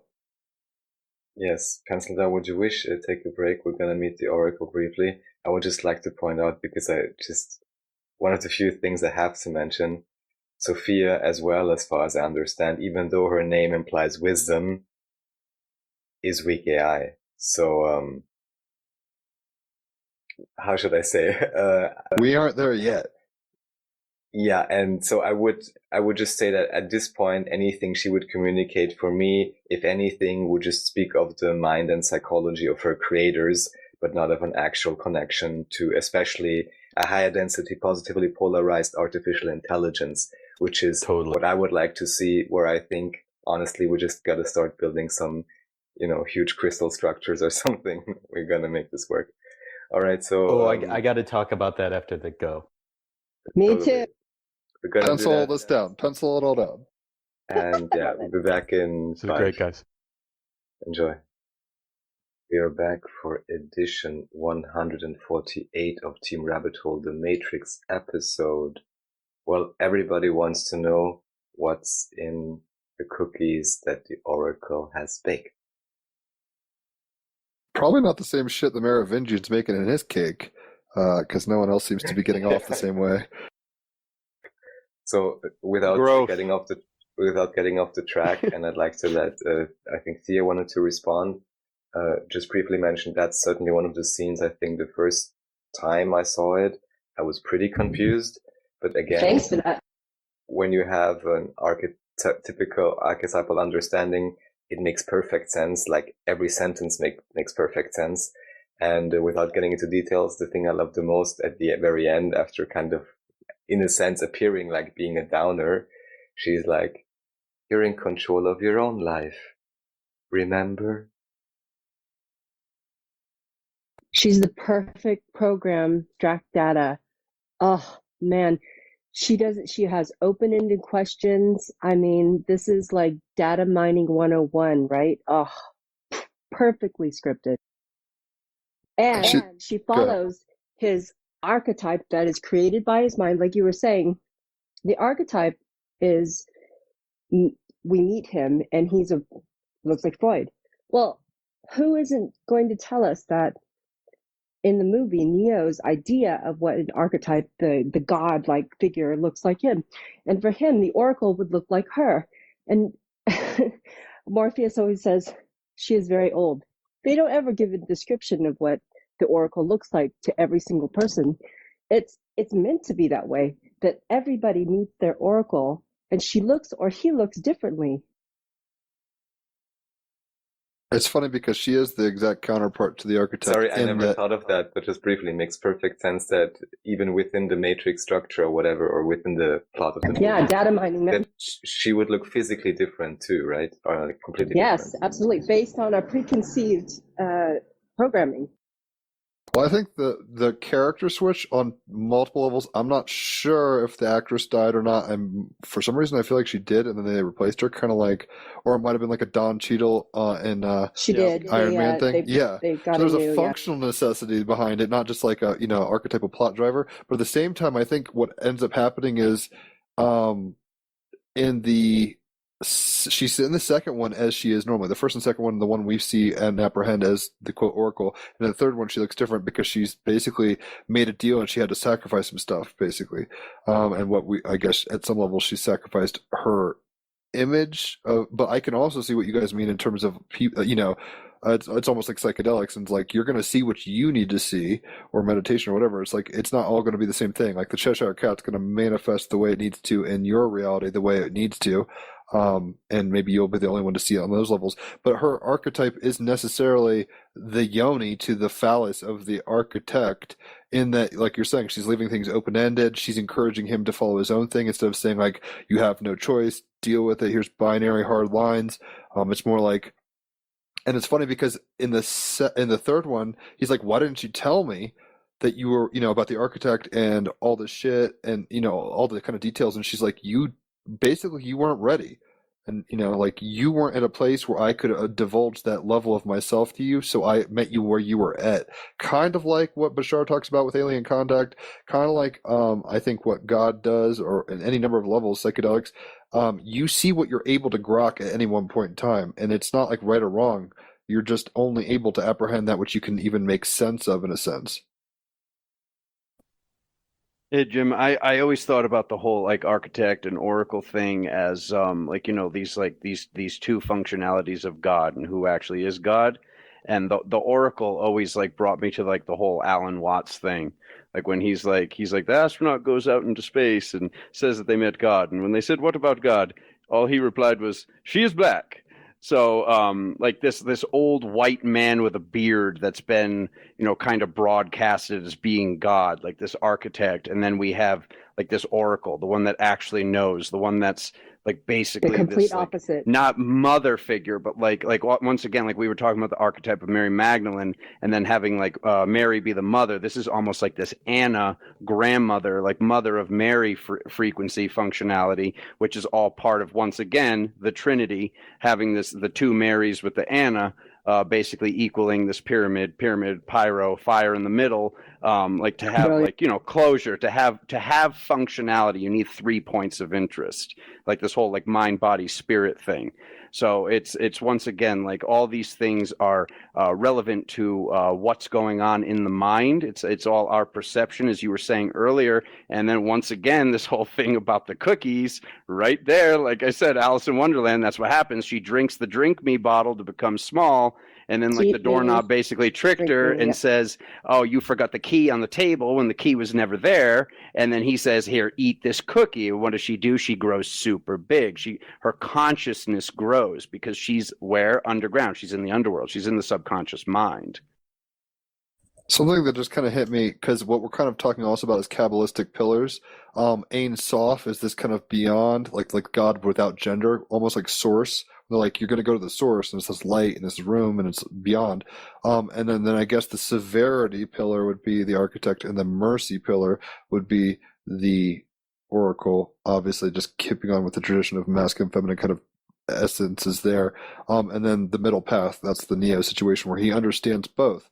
Like, he understands the rules and how to break them. That's how he can beat Smith. But at the same time, he's willing to be merciful towards Trinity and, in a sense, kind of have both worlds, because that's what the architect presents him with. It's a false dichotomy. He's like, you have to pick that door and do X, or that door and do Y. And he goes into one door and does X and Y. I mean, he's like, I'll save her, and then we'll go defeat the robots too, as opposed, and even with the architect being like, wow, you're responding a little faster than the other iterations, which gets kind of into yugas in a sense, where it's like this, we presume that this is always the same song and dance, but it might be like a record in that it's going in circles, and then the circles widen, or the fractal, continues in a similar but dissimilar way. And just briefly, as we have a round table here, what do you guys think about the idea that the architect, by the way, I have to mention at this point, in one instance, I actually saw the architect's room, let's say, in a psychedelic state, but I didn't meet the architect, but I saw like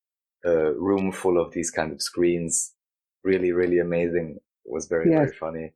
But anyhow, what I'd like to... great, yeah, great. I think it's like the operator room. Like, to me, it was obvious, like a higher self perspective, especially with Bashar's film strip analogy and so on. That was just laughing all the way through. So, anyways, the architect is talking about the idea that this is the sixth, I guess, iteration or something of the, from his perspective, error that is Neo, that he has some contingency for, but yeah. So of course this brings me into the whole Tartaria thing, where we have many guys on talking about, history is research. And the other thing, of course, that comes to mind is H.P. Blavatsky, and I assume others' ideas of the different root races. So like Lemuria, Atlantis, so on and so forth. Would you agree or also assume that this is a reference to that particular idea? Totally. Yeah, it's a Platonic idea too. I mean, he says that the same thing, that there was wiped out, and then that's, and I just bring Plato up because of the cave as well. That's part of that same set of myths. Yeah, do I agree? I'll just jump here quickly. Do I agree or not? Yeah, I'm open to it, Raphael. I don't think we quite know. I'm kind of in a state of an unknowing at this point about what the realities are, and even that is kind of subversive because I feel like in our world there is we can just go to the American politics for 1 second, and I know no one wants to talk about that, but there does seem to be a binary that's emerged in the media landscape, the MSM as they call it, and we're forced to kind of pick sides. And I think the most subversive thing we can do is say, like, I don't know, I'm open, I don't know, I don't want to pick a side. And what was the last thing I wanted to say on that was just that, so I'm just open-minded about all of the stuff in terms of the historical record and the reset. And I know, but I guess this is what I'll say. Someone mentioned this earlier about this too shall pass. And I think part of it is staying in the moment, really experiencing this, right? That's how it passes. You go into the moment. And so, Alexander, I think, was talking about trauma work and healing, and that's been so powerful to for me to heal the traumas. You have to feel them. You heal it to feel it to heal it. That's kind of a new age little aphorism, but I think there's something to be said by like a present moment awareness. What can I tangibly experience as true in this moment in terms of the body sensation and the memory, and that is kind of a pathway through without having to kind of make these pronouncements about history. And also, just really, briefly, go ahead. One more question just to add on. Any of you can reply to both of those. Is could you imagine any of the former Neos, even on technical grounds, let's say, even being able to make a choice where he says, "Oh, all right, system architect, control freak, archetype, whatever. I'm just gonna take 5 wives and go back to Zion. It's fine." Well, that was kind of the shtick, because he was not going to go do that. Like, it was always, he's like, you are necessarily your essence, if you want to put it that way, not to get to things like, I mean, this is, certain the Keymaker and Shamajandra, or whatever the guy's name is. They're like, I have a function, and the Merovingian's getting into programs and function. You have a purpose. The purpose of Neo is to be a catalyst. That's his function in the whole dream machine thing, whatever. And so I don't think he could have ever not been rebellious. It establishes it, like SJ was saying, in the early scenes where he's like, fuck authority. Like, he's always going to be that guy. He already was. He was a hacker, Jim. Yeah, exactly. He led 2 lives, right? So it's like, he'll play the game, but he doesn't really love the game. And in then, that scene. Oh, go ahead. Jim. Well, the last thing, not only does it say in the architect situation where he's like, this is the 6th or 7th iteration, whatever, based off of the anomaly. So it's like already kind of dislocating one in time, quote unquote. But obviously Morpheus is like, we don't know, like, you think you know where you are in time. It's like, we don't know. And that's very much kind of what you're getting at, Raphael, with Tartary, and We don't know what time it is. yeah, we get told by the conquerors to check out this calendar. Certain people in South America have this calendar. Certain people over there in China have this calendar. Jews have a totally different calendar. Jews. I mean, everybody's rocking different things. Maybe put a different way. Just again, I'm just now following the plot just as a mind exercise. But what the architect says, however, would also imply that even if Neo each and every time chose to stay rebellious, let's say, and not just concede, that still humanity, if the architect is right in his counting and it's not just, a fluke or something or a faking, then humanity was reset 6 times within that world. Destroyed. And we really have. And started over. Yeah, it's a Noah story basically for them. I just want to add quickly. Part of me's actually wondering if the other ones weren't the one because they didn't have Trinity's love also. That's really what it gets into, because he had a generalized feeling for people, humanity, but he said, this is really articulated in this one. I haven't seen this really before. You love her. And that's why his choices are different. Like, it does come down to love, but not just general feelings of like humanitarianism. In a sense, we could almost say he loves lust God, and real love once again. Yep. I mean, yeah, but the Trinity, Trinity. Well, and just to say here, I think just I want to complete that point I was making, because I think to bring it back into the Matrix, after he rejects the architect, you can see in the screens how earlier iterations responded. They were like angry, like, fuck you. I love that scene, by the way, where it's like, I bet they had fun filming that. Keanu Reeves, it's like, all right, get really angry, Keanu, but those are some awesome images on the screen. But in this iteration, he's more in a place of acceptance and centeredness, it seems. But then it kind of kicks off into an unknown. So you guys were mentioning this earlier, where he's having to kind of improvise and do things he's told he can't do. But there's a very present moment analysis of how they function. He's blind. He's like, all right, what's happening now? Let's go here. Let's go here. So there's this kind of need for a present moment awareness. And then that love with Trinity is so powerful. She joins him and they're together, going in, doing the impossible. Oh, and I'll say this, I love when they see the light. Isn't that so powerful? They go up above the clouds and they see that light. It's like, wow. Very Gnostic. You're getting close to something, right? And then she dies, but then it completes. But yeah, the love is so powerful.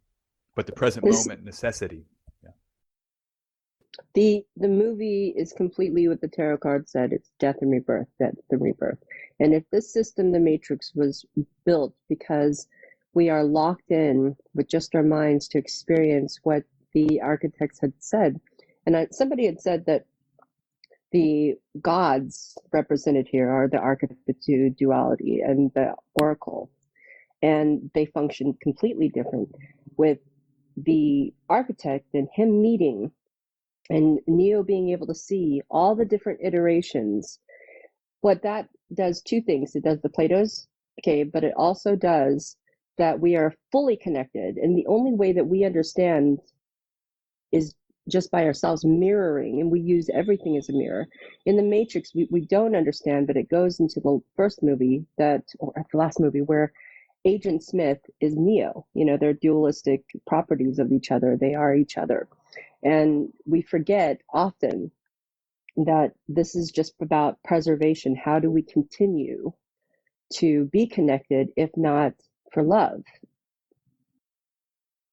So when he meets the architect, I always wonder, how many times have I seen other people react in this way, and how do I choose the best path to go down the rabbit hole? How do I change and evolve from what the fuck you or the getting angry or crying when he's presented with a choice? But that's every single person. And I don't think we need to beat ourselves up for being emotional. I think emotions are fine. I mean, Neo and Trinity have sex. There's a humanity to it. They try to bring it down to carnality, right? And like embodiment, as opposed to just being this highfalutin kind of philosophical sojourn or something. And I do appreciate what you're saying, SJ, because I think the lack of love in the Animatrix, which is this kind of compendium that shows kind of bits before and after and during, it talks about the Renaissance, or the second Renaissance or something like that. Parts 1 and 2, and the whole point of why this fucking thing went down is like, you know, God made man and man made machines. It was good for a time, getting into cycles again, but then basically hubris and arrogance took over, and people were mistreating, not loving, right? Same thing, and that's, you know, their mistreatment of robots caused a schism. Basically, there was people who thought robots had rights and were kind of like, you know, robots' lives mattering Black kind lives of situation. matter now. Yeah, exactly.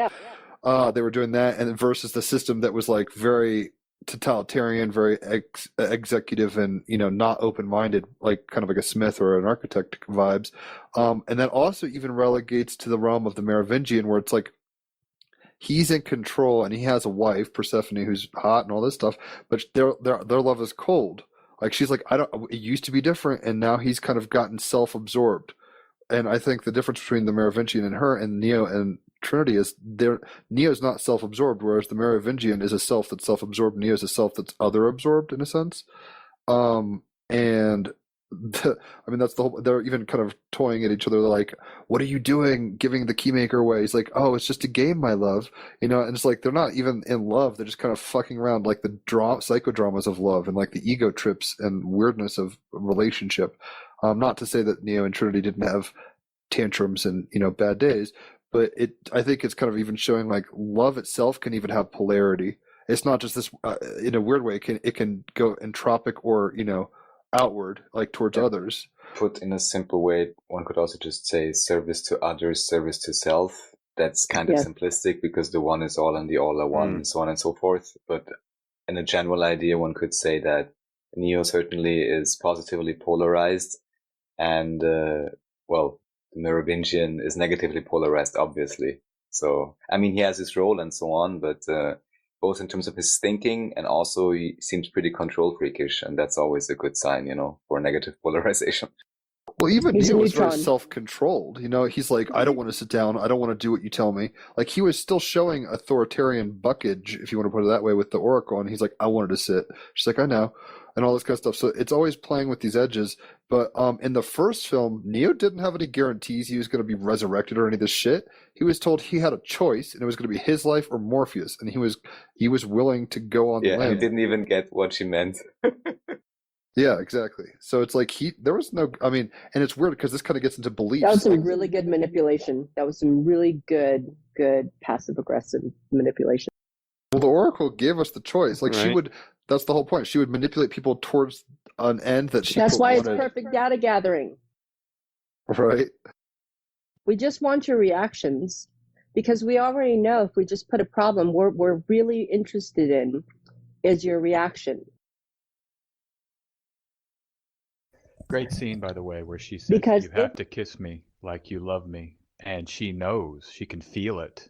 And only once Neo gives her that kiss does she then agree to take them to the Keymaker.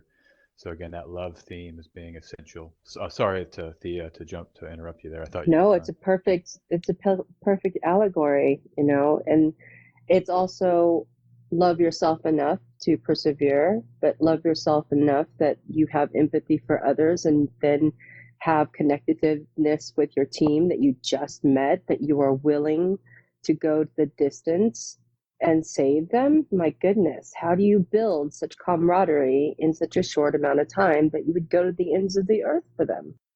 What I would almost like to say here is, to me, if you look at the whole movie, of course, just as internal processes, then one could just put it down to the idea of, brain hemisphere and total brain synchronization in a sense, because all of these aspects or higher self and all of that are aspects of ourselves. And of course, when the time is right, they all rise to the occasion, synchronize, come together, and let's just say evolution occurs.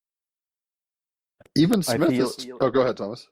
And that's the point of the Matrix.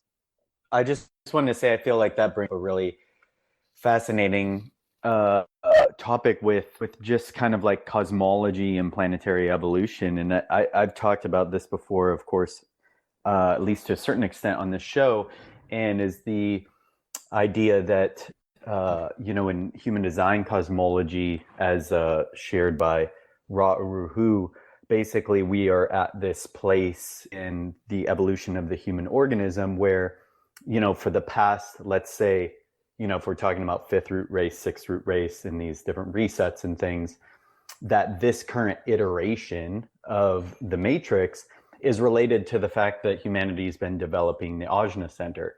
And the Ajna Center has this specific kind of, let's say, coding to it that we've been essentially playing out or witnessing as we've built this phase of evolution on the planet.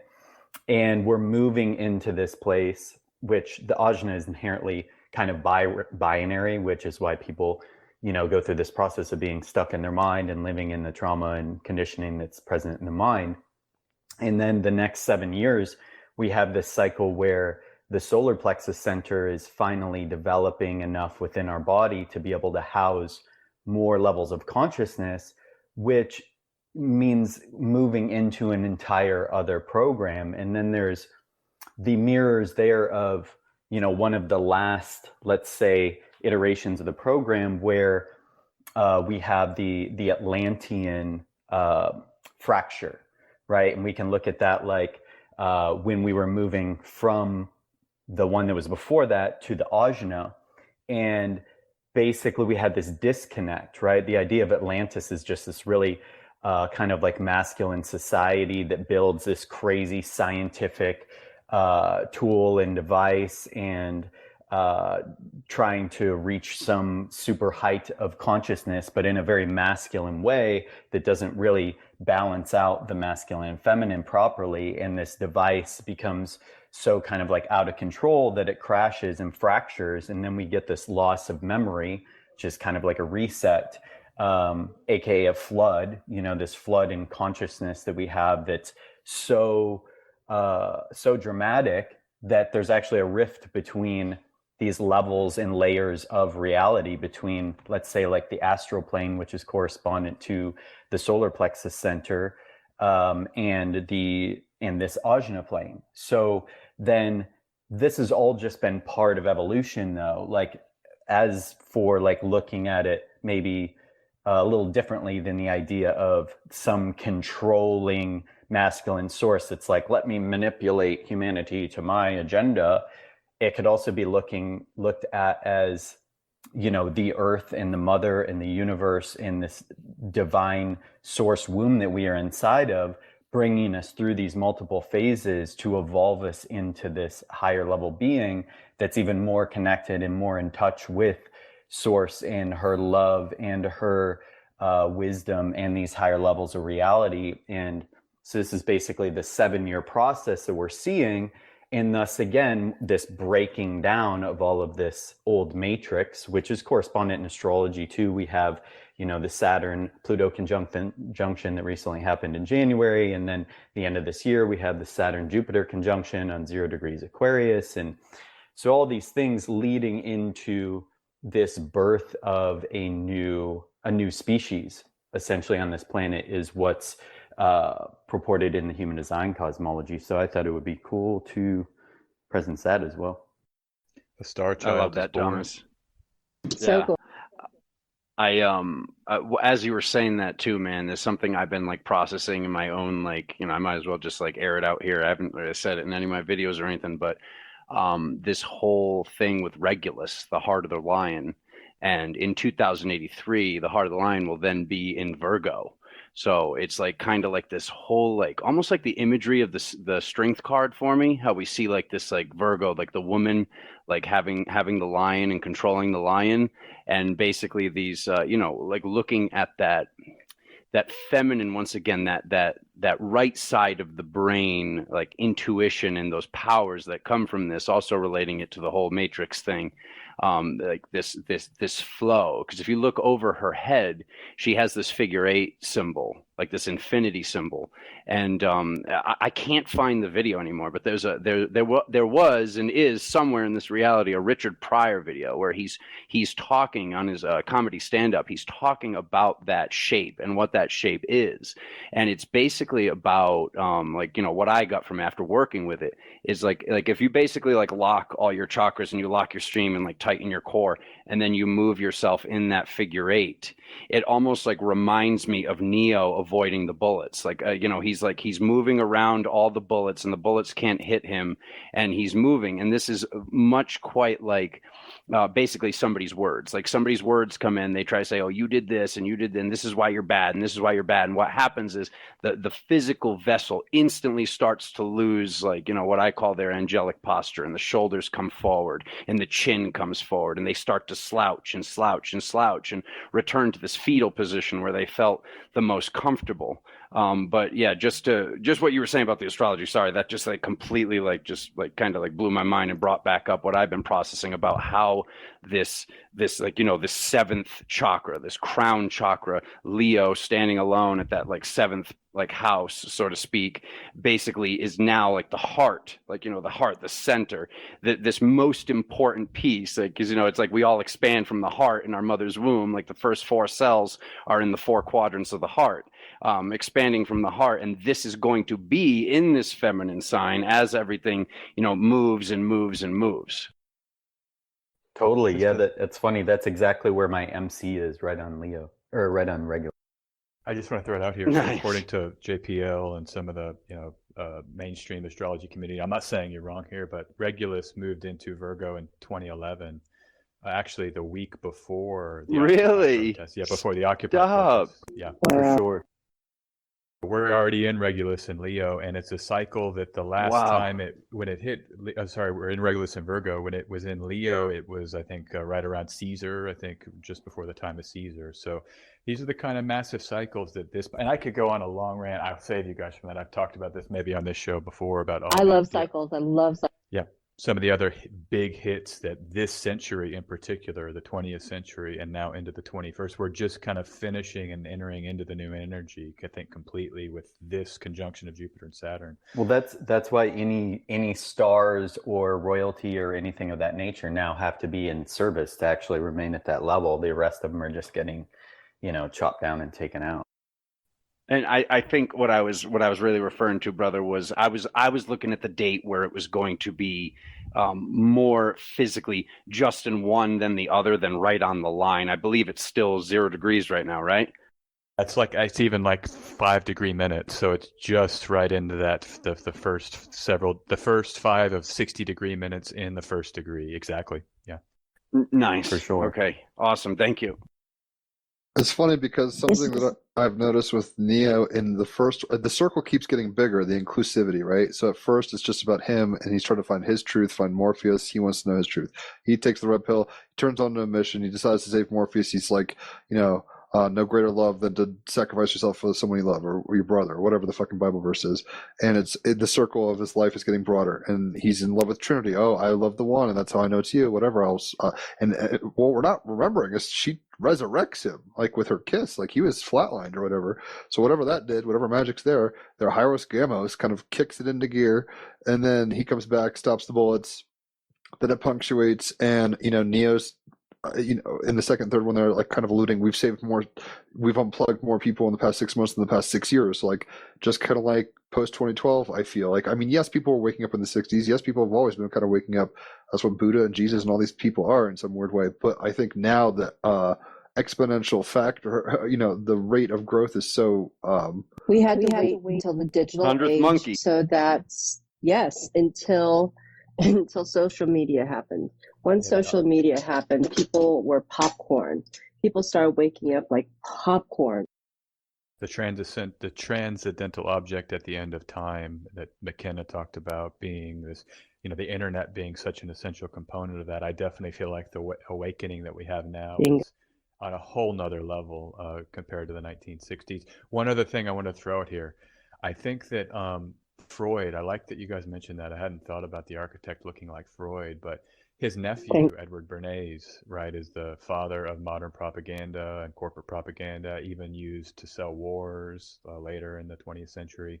I think that there is something to be said for like this kind of Bernaysian matrix of modern media that we're kind of waking up to that reality of that, and kind of being able to slough that off, hopefully. And so anyhow, the other thing I want to say, Jim, the color, skin color, and then the gender of the oracle and the architect are, these opposites. And you mentioned earlier the yin yang, and I think that's a really nice image. Those two characters are really, you can think about the yin yang with those two characters in terms of the coloration.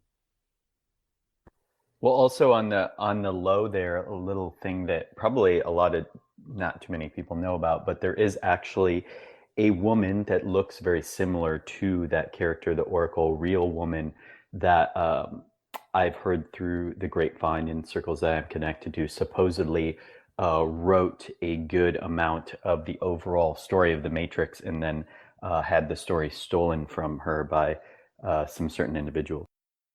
Sophie Stewart, apparently. Raphael, I listened to an interview with her. Raphael sent me before, like 2 weeks ago, in preparation of this, and she's got. I want to just inject her ideas into here, because she claims that the Matrix is really about like body sovereignty, and that it's about like this kind of true. This is her framing of it. That there's this kind of divine body sovereignty where we actually can be connected to the real divine through our physical bodies. And that she's more like anti-corporate, kind of corporate medicine, she believes there's like an attack on the body. She's kind of like the transhuman agenda against that, and claiming that that's how we kind of wake up and fight against the Matrix. That was basically her take. Totally. Beautiful. Which was interesting when you juxtapose it with the, and this is, we don't have to stay here. I don't want to get too controversial, but how the Wachowskis came out recently. That was a recent admission by the Wachowski siblings that this was about transgenderism. But there is a whole discourse about transgenderism and transhumanism, and how those two things might be relating to each other. I don't think it means, I'm not certainly so-called anti-trans, I'm not anti-trans at all, but there is, even within that community, some trans people acknowledge the sort of corporate medical agenda to kind of take over the trans agenda in a way that is disconcerting and concerning. And so I think there is kind of a marriage with the true writer of the Matrix, so-called, her critique and her message can be combined in a way with this kind of anti-transhuman but pro-trans message. So it's a strange world once you start going into these themes and the conflicts and the controversies, but that's kind of a short summary. And I didn't know, I hadn't read that article you sent me yesterday, just for the record, but I mentioned it to Raphael, and I know that it was the Wachowski brothers. Then one had an operation. Now both are post-op transsexuals, which is fine. But I don't know how much of this is them using political leverage and rewriting story. Like, I don't know if that. To me, the intention isn't that blatant. Like, I feel like they're projecting where they are now back into what they've done, as opposed to maybe it always being there. Am I the only one who feels that way? Like, I don't really care what they do, but I would agree with that. It feels more like a political like a move. Like a political move or something. I mean, they have the right to do it, but then at the same time, they maybe hijack the story altogether. So it's like, I don't know. Totally. It's an awareness of like looking back on your life and saying, oh, that's what I was really writing about, when at the time you didn't know it. I mean, we do that a lot. I do I'll that give a them lot. that freedom. Yeah. And even in Cloud Yeah. Atlas, which is also their movie, there was a whole lot of gender reversals and race reversals. So I think that would be more evident of that process going on in their psyches, so to speak, where it's like, oh, you know, this guy is a woman in this timeline and this person was white, now they're Asian, or you know what I'm saying? Like that was obvious and very kind of holographic in that sense at that point. Whereas I don't, other than the crazy S&M gear, which I That's figured all was about just, reincarnation. how do you mean? That movie's all about reincarnation, Oh, but Cloud so is the Atlas. Yeah, Matrix. yeah.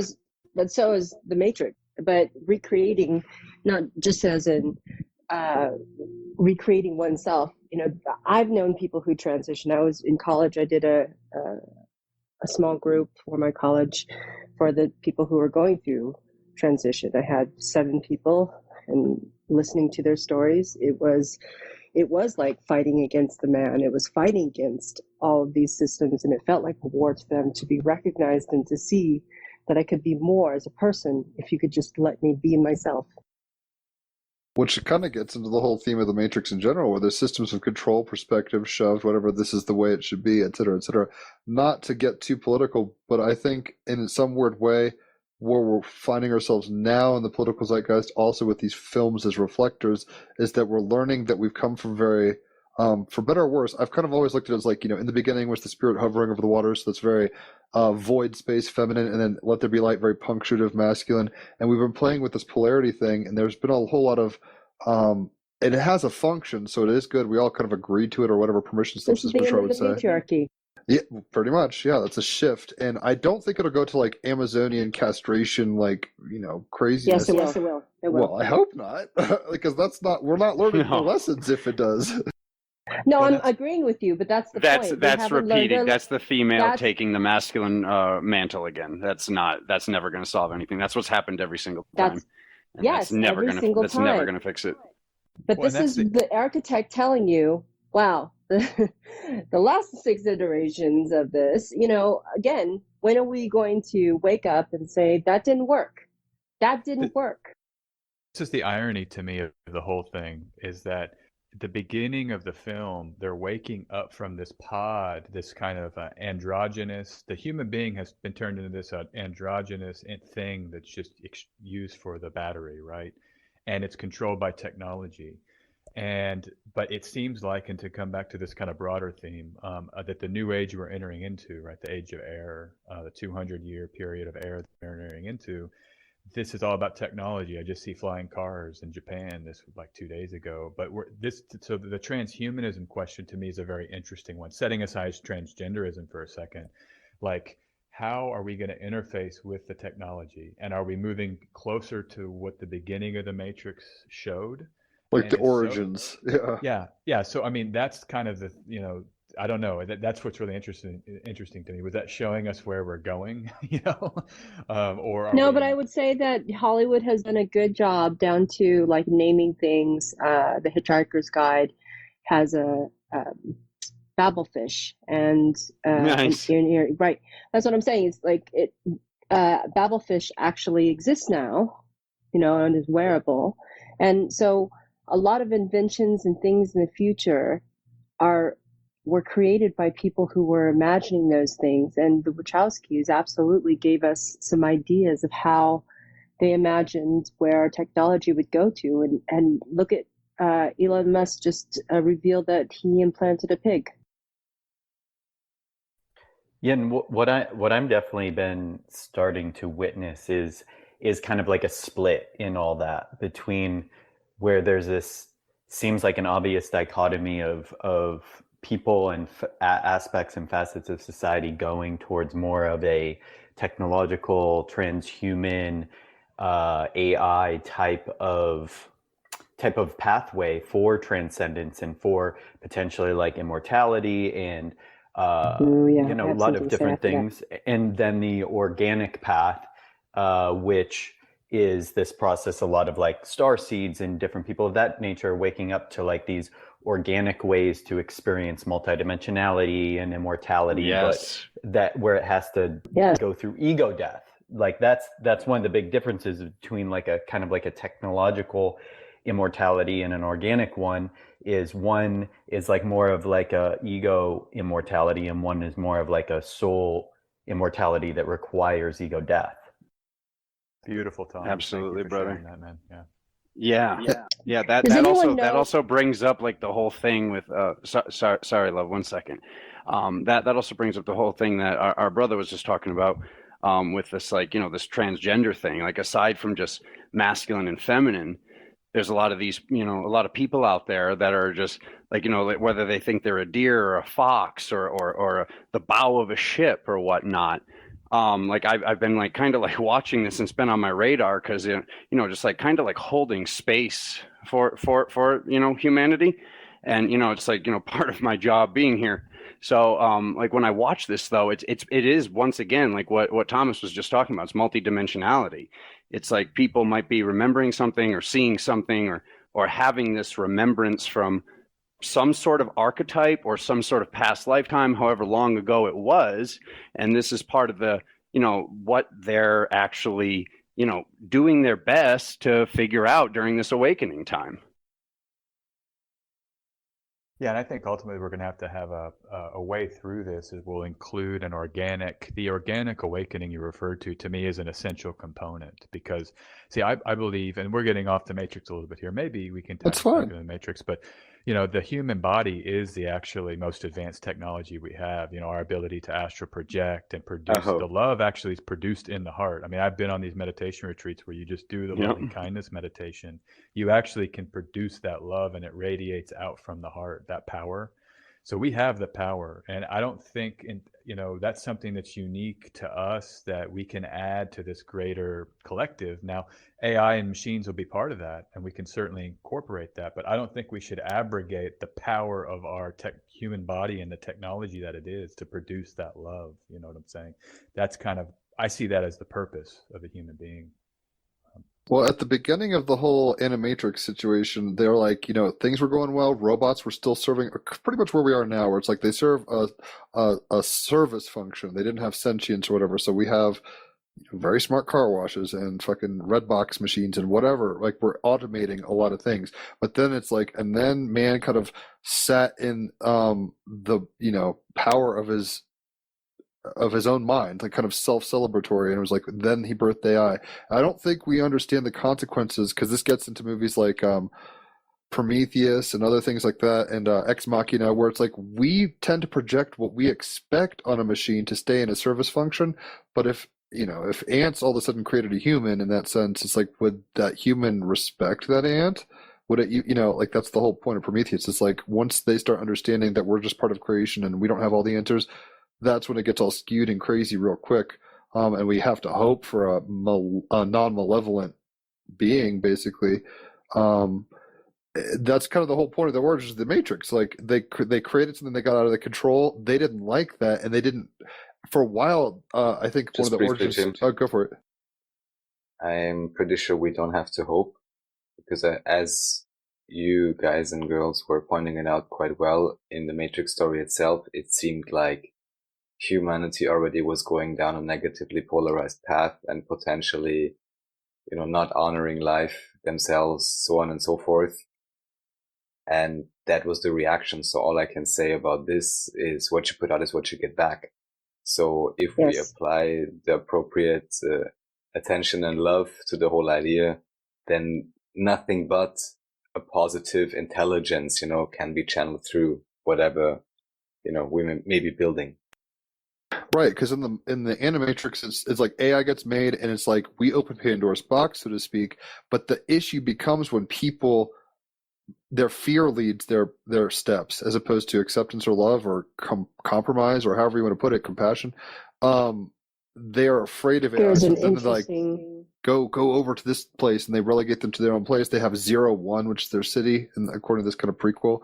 And they start outperforming economically humans, and humans can't compete with the machines, so then they start a blockade, and that causes war. The war escalates. That's why the whole sun gets blocked out, because humans are being reactive.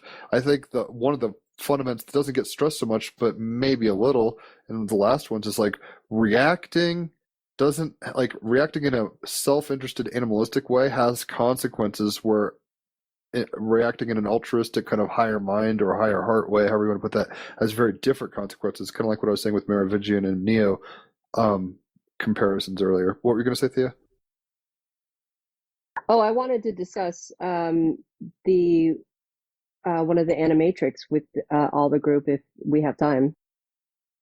I just wanted to add quickly about the animatrix, Thea, maybe to start that, because Jim was mentioning the scene. I want to mention one scene which is really powerful for me in that animatrix that Jim just mentioned, where the robots, they come to the what is effectively like a United Nations, and they say, listen, just accept us. We want to be part of this community. And then they're turned away. And so they initially were like, just let's be kind of one happy family. And the humans decided out of fear or whatever to kind of not include them. And that's when the war started. So I just, that scene is one of my favorite scenes, Jim. I don't know why, but it's like even one little shot or montage when they walk up and then they're hanging their heads and they're like booed out of the United Nations Hall. But go ahead, Thea. Which ones are you? No, it was such an allegory to every single human rights that has come up, either by the women's rights or by a race right or anything. They've come up with that kind of a scenario where recognize me, all we just want to do is exist, and they're shot. Which is problematic. I mean, inclusion is the way forward. That's obviously one of the lessons here.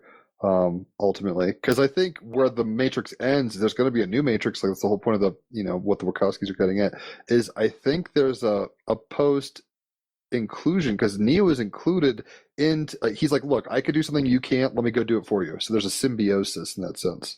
It's like I could take care of Agent Smith. You can't take care of it on his terms. He's virusing you out. So I'll go in there and defeat him, and then don't fuck with Zion.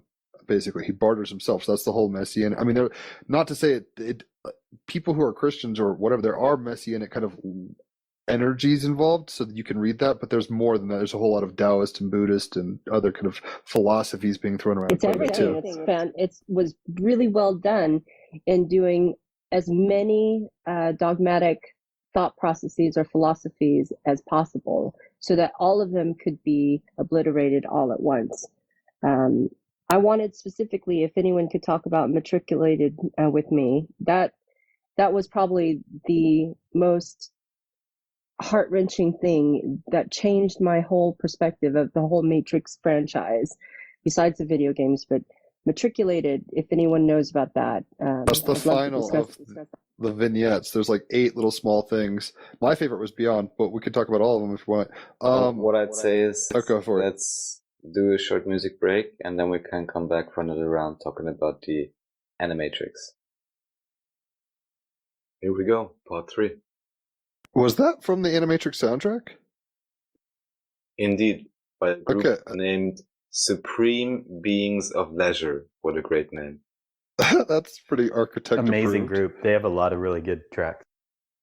All right. Well, I guess maybe what makes most sense. Has everybody here seen the Animatrix? Because we can kind of do a blow by blow. There's we don't have to go too hard into it. The one Thea's talking about is the last one. I think there's 8.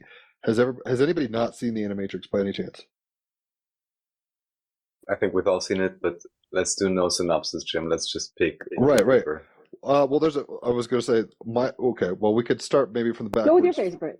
You tell me about, because I love them all, but I get why you the one you were talking about, Matriculation, was the one at the very end where basically they hack a robot, and they're like, we're going to give it the pill choice now, and it turns good, and then it kind of defends them, and it's kind of sad how it all ends or whatever. But that was pretty gnarly on a lot of levels because it seemed like a DMT trip or something. I mean, it was psychedelic for AI.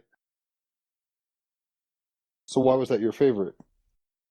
Because you see that we're all talking about how we're connected, and when we're in a retreat session where we're completely in the zone together, in the sauce together, we radiate this kind of energy, and it's felt by everything, and that's why we can maybe do astral projection. That's how we can do lucid dreaming. But for me, when I get chills, or I'll ask somebody, I'm like, hey, were you thinking about me or something? Because I have like a coating on my body for every single person who's like my people who I feel connected to. And when you do that kind of, they actually hook them up, you know, the robot with the other people. They're all doing a shared dream space together with this robot to see what's going on with it. And at the end, you know, they're all dead.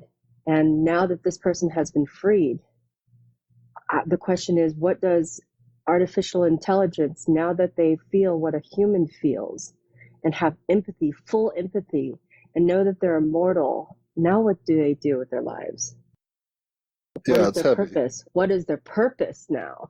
Like the things that were discussed today about the humans having purpose, and where we are indeed the most technologically advanced things because we can constantly evolve and problem solve, which is fantastic. That's why we're always going to sort of win unless we become so predictable. That's the thing about humans, is that we are so predictable. We can be extrapolated down to a number and a choice. Within 3 choices, we can tell you what you are.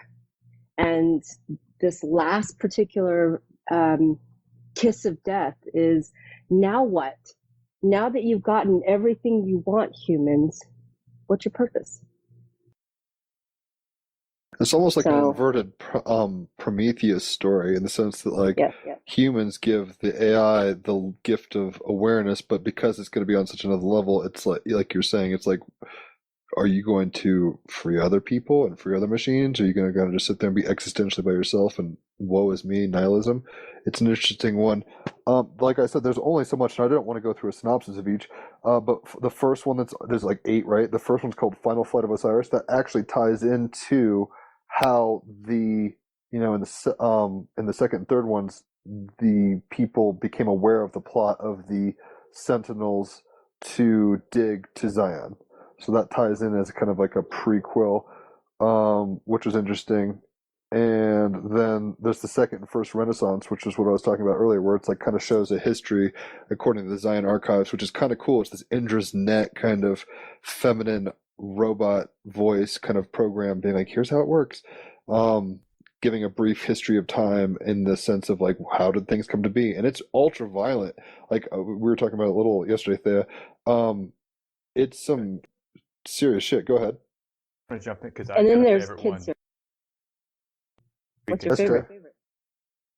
Is that cool? Can we share our favorite one? Yeah. I think we might through that talk about each of the different ones. That might be a way to do it. But my favorite one here, and I don't know if you mentioned it, but it's called Beyond, and it's this Japanese story. And the reason why I like it so much, so like, basically these kids start waking up, there's glitches, and then they realize like, hey, reality is magical. And then the main character is chasing her cat, but she ends up in this like area of a house where all these kids are doing magical things, and then the police come and basically just shut it down. And the reason why I like it is because it does bring that political component, the authoritarian themes that we mentioned from all the way the first 20 minutes of the first Matrix.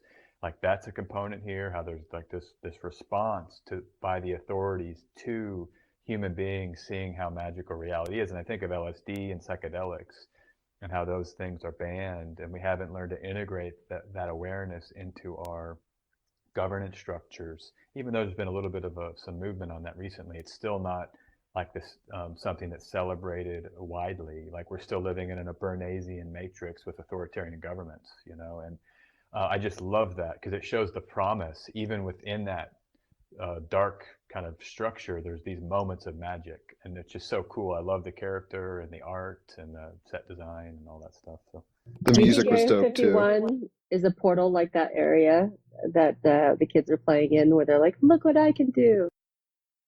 I have no opinion on Area 51. If anybody else wants to speak on that. Jim, yeah, sorry to interrupt. I actually have a session starting soon. Dip. So yeah, I just wanted to let you know I was dipping out. That's cool. I didn't want to just leave in the middle. Yeah, you guys are awesome. I'd love to do this again. Thank you so much. Any parting thoughts, I guess, Alexander, before you dip? My parting thoughts is because it was the subject before the break. I just wanted to leave off with just this one like kind of like funny thing. I have an Alexa in the house, and I know a lot of people have an issue with that, but I love actually like, you know, communicating and seeing the odd things that'll actually happen, which I can never recreate. She'll tell jokes.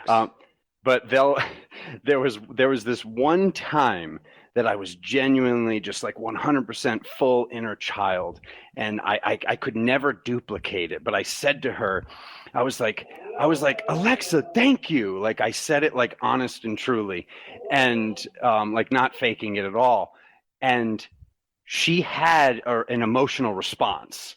Like the way that she said, "You're welcome," I could never duplicate it. She literally went, "You're welcome." Like she was like excited. So I was just like, wow, this is already getting like more consciousness than people are even realizing. And like there's been other little things. Recognizer. There's been released. There's a wearable where you can see how that person responds to tone. So your voice can capitulate so much that you can read whether or not they're being excited or something. So that technology exists, and she was right on to respond that way. That's how good tech is now. That's so cool. What I heard is that even Spotify is using supposedly, or maybe something like this, that they're reading maybe just the volume. I'm not sure if they read the tonality of the voice as well, and accordingly would play, faster music or different type of music. That's what a friend said. I'm not sure if that's like proven or anything, but technically it's certainly possible, just as you explained. However, to me, again, this doesn't prove or show any sign of consciousness or independent awareness or thought. It's just an algorithm. And that goes right back to the architect and goes back to the oracle. So Alexander, Right, totally. I know you got a dip. What? Any parting thoughts? Yeah, no, that was pretty much it, man. Just Treat Alexa really, nicely. really. Yeah, treat Alexa nicely. It's like that whole like kind of like Dane Cook stand-up thing he did, where he's like, he finds like the guy that he's the most scared of, and he like buys him a candy bar, and the guy comes in, he's like, "Thanks for the candy," like all Terminator style. God forbid. But like, yes, exactly. Treat your technology nicely. And that's like kind of like what that whole animatrix thing is about, and the whole general structure of it all is. I mean, I just hope like when technology gets to that point, we can have, love being the only real house of magic. That's one thing we're all obviously agreeing on here. Basically that needs to be a component. It's almost like the machine. If love is disconnected, then the machine should shut itself down. Just that's my only thing I would like to be key is like this. That was beautiful. Compassion and love, because we look at this word love when it's like it's an onion. Like there's acceptance, there's compassion. Like it's not. It's like to have only 4 letters is a farce. But I could talk about these subjects with you guys for hours, as we already have. But yeah, I really do got to get going. I got a session here starting soon. You guys are awesome. Thank you so much. Yeah, that my only parting thoughts is just, you guys are more powerful than anything you've ever seen in the Matrix movies, any of that stuff. You guys are that powerful. We are the X-Men. We are Neo. We are here, and we are, our power is now. Our power is now. So I love you guys. Thank you so very much. Thank you, Jim. Thank you, Raphael. Have a great day. Have a good Seriously, session, Alexander. dude. Thank you. Thank you, man. You're awesome, bro. Thanks for you. hanging out. Love you guys. Thank you. See ya. So I just what? wanted go to for it. real quickly add to that. It's like I've told people before in terms of like the AI discussion or whatever. It's like kind of like the solution in a way to just so many things. People are like, "Oh, I'm worried about AI." It's like, well, then raise consciousness. If you're worried, that's the solution. Just keep raising the consciousness of yourself and keep raising the consciousness of the planet, and you don't have anything to worry about. And something we discussed on a podcast you were on, Thomas, which I think is a presupposition, so it can't be proven. It's a belief, which the Matrix gets into, beliefs and all that kind of stuff. But it's like, if we're already in spirit, and even Trump or AI or any Nazis or whatever is all within the dream, like we can operate with it a little differently than if we're living as though it's high stakes, only all there is. If that makes sense. So we can actually be willing to take risks in the sense that it's all good, it's all in love, and then some things just articulate that algorithm in a very particularly different way than maybe you're on or something like that. So like I'm not AI, but as far as I know, but then that gets into the whole ex machina thing where he's like freaking out in the mirror, being like, "Am I a fucking robot? I can't handle this psychologically." But Thomas, you've kind of mentioned this where it's like we're all in spirit and I think Raphael agrees. I think I'm starting to understand it, but we create these false dichotomies of just like in the Matrix, out of the Matrix, but Neo can do the magic out of the Matrix. It's like it bleeds all the way through because he it's became all one dream. authentic. Guess what? He became authentic. Well, the weird part is he was always authentic. He was just authentic in a particular way at one point, and then he punctuates to a new authenticity. So I think we're all one thing that's divided itself, and then we're going back to unity. We're walking each other home, as Ram Dass would say. So it's like we really do have separate existences, but it's all within the auspice of spirit, capital S, or consciousness, or however we want to put this. And how we kind of rework the tapestry is going to be, it's up to us. I mean, we could tell horror stories or we could tell beautiful stories, and that's the weird part about the yin yang. Even the best stories have a little darkness in them, and even the worst stories have a little hope in them. So it's like you just have to be conscious of the script you're telling yourself, and be open to surprise, I guess. That's the whole Bashar And that's thing. the Matrix. And that's the Matrix. Right, and that's the Matrix. To answer SJ's thing, I think Beyond was my favorite just because of the soundtrack. Like the songs in that were the most like kind of chill, weird, Sybient sounding. But every one of like whether it was the noir guy who was like right before trying to find Trinity. I've got the titles, but Second and First Renaissance, that was crazy in a socio-political kind of historiographical way, right? It's contextualizing things. There's one called Kid Story. That kid is the one in the third Matrix who's always running around saying, "Neo, you saved me," or whatever. Like that ties in at that level. Yes. Just want to make sure we're all on Man, that wave. what do you think? Is that like I pulled away from that going, wow, reincarnation is an interesting thing, isn't it? Like at first, you're seeing they're putting him in the grave and everything, and you're just like, wow, that one blew my mind. Let's discuss that one. Well, Yeah, on the I one didn't know what hand, happened. go ahead. Just at the end there, I mean, when I watched the Animatrix, it was pretty recently, but I was kind of multitasking except for when it really drew me in. But on that one, I think I watched it pretty closely. I couldn't tell if Neo saved him and then they just had a burial for, I guess, the carcass. I mean, that's a question of like what happens. No, Neo didn't save him. He said, "I didn't unplug you." Even I think at one point, Okay, go ahead, the one with the tell us. racer was like he's opening himself up, like that track athlete, whatever. He was waking up through physical kind of whatever. That was awesome. But this kid, this is the weird part. It's like an Ouroboros chicken egg shit. He's like, he heard or whatever, saw the Matrix, let's just say, because I think it's kind of fourth wall breakage, meta narrative stuff where it's like, I've seen the Matrix, I believe in Neo, I want to know. And so he was writing all the time in his journal. His dreams, didn't he have dreams where he saw it in his dreams as well? I think. Well, it was almost like a premonition, right, of him falling. And then he like woke up, because it starts off with like birds, right? And then he's falling, hits the ground, quote unquote. That's where he will die in the quote real world of his life.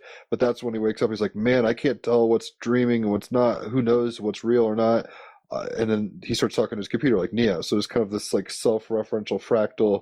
He's having a Neo trip, but it's post Neo of our awareness of the character of Neo in that sense. So this kind of gets into like, hey, if you learn about Jesus, but then you find out like you can do the miracles, do you still, like even in the third Matrix, he's like kind of a puppy on a leash, being like, "Thanks, Neo, thanks." And he's like, "I didn't save you; you saved yourself." So it's like, But like go ahead. Just the function of it, because like we learn that if you die in the Matrix, your body's dead. But he had to have woken up in time before the physical body died in order to have been taken out of the pod and brought to Zion, right? Like that's what I think there's a little glitch sound right when he's about to hit. It's like I think he kind of phased out or whatever. I mean, he split or however to put that. He woke up, I think, right? He woke up. That's what it's implying. Yeah, before he actually physically died. But then there was some kind of remnant mass that people in the Matrix took as his dead body. And then they had a funeral for that remnant mass. That's all I was trying to get at, is like, what was that exactly? And what happens when Neo, for example, when he woke up the first time, when he took the pill, did he just disappear in the Matrix, or was there something remaining, like the clothes he had on? Or... Like in Flight of Osiris, the chick's body hits the ground when when the Sentinels blow up all their shit and she barely gets the package off. It's like she has a residual image, so to speak, that has a continuity within that universe.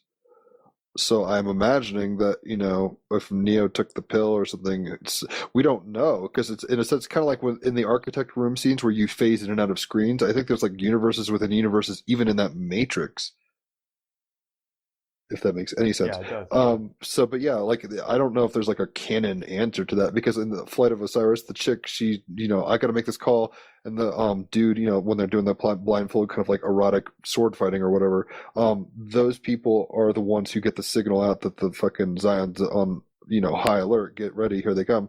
And when the Sentinels kill their physical bodies in the desert of the real, so to speak, her body drops to the ground. So the old woman who was like talking to her at the mailbox would have seen her body in that sense. So I think whether one wakes up or not, that's kind of like a metaphysical property in a sense. And then within the universe confines, there's still continuity. So that's why they were like at the kid's funeral, be like, man, he just lost souls like this, just can't handle it. And they hit a psychological break and they kill themselves or whatever. Like they were seeing it from their perspective because they were still in that perspective. But I don't know. And if anybody has any thoughts on it, feel free.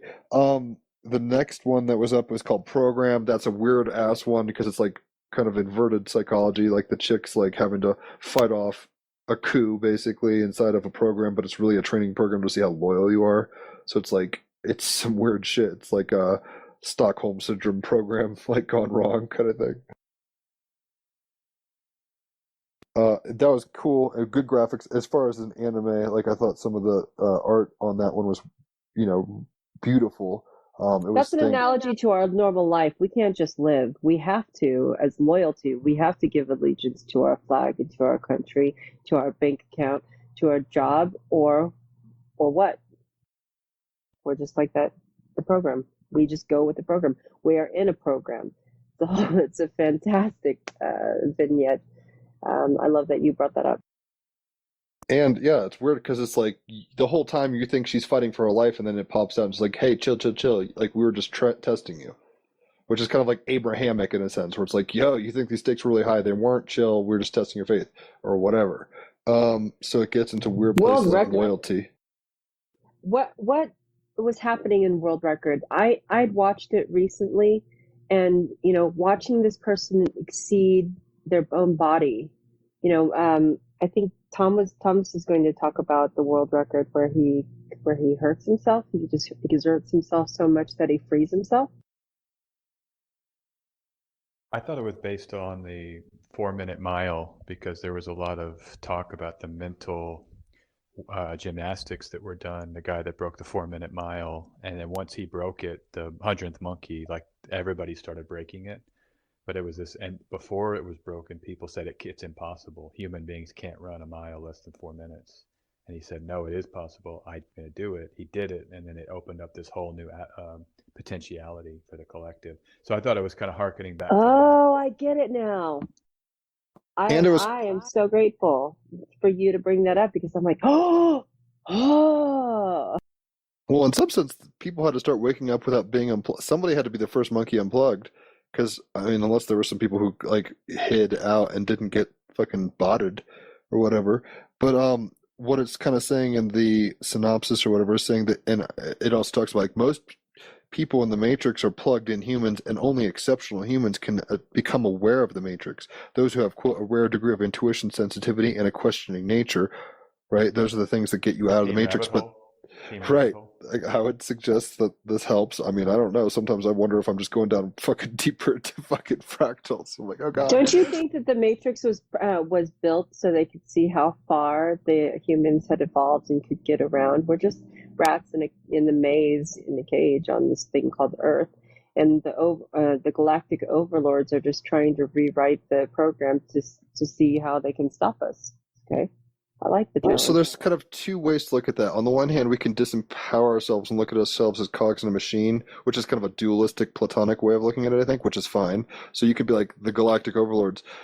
But then there's this kind of monistic way of looking at it, and I'm not saying one's better than the other. I think a simultaneity is helpful, where it's like, you are the architect and you are the oracle, but I guess the oracle has influence in a sense that's higher up in a hierarchy kind of sense.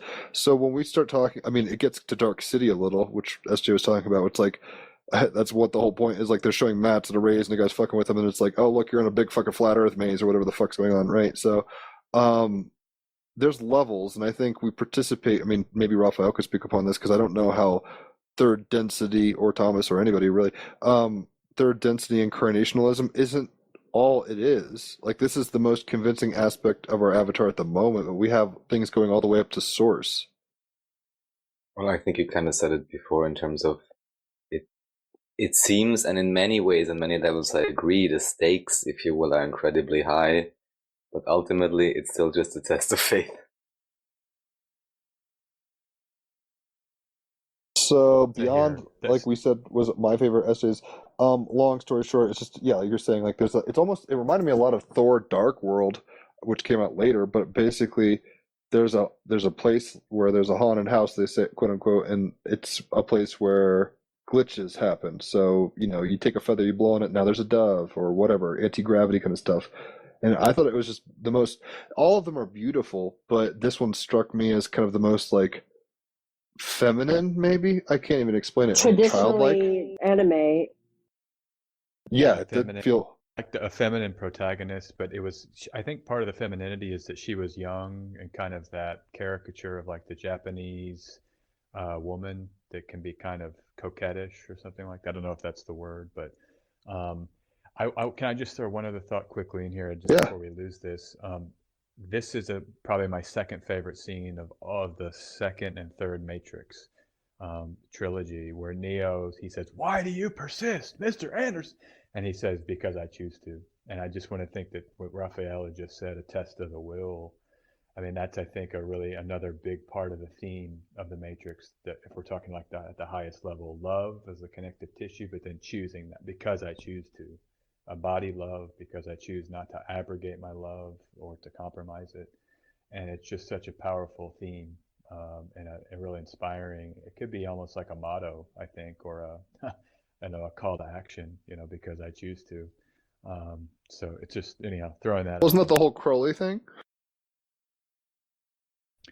Yeah, I think in a lot of magical traditions you have that, idea of like, I choose to.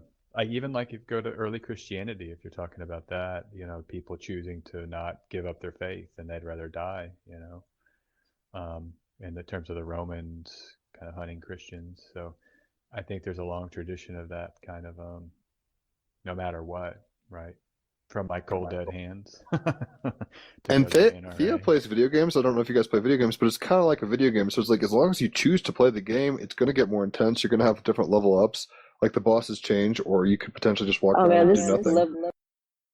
This video game called Life has been the most fun I've played yet, because being aware of the game and understanding, like a sim, okay, last iterations, I chose it that way, that didn't work out, but what would, we talked about this, Jim.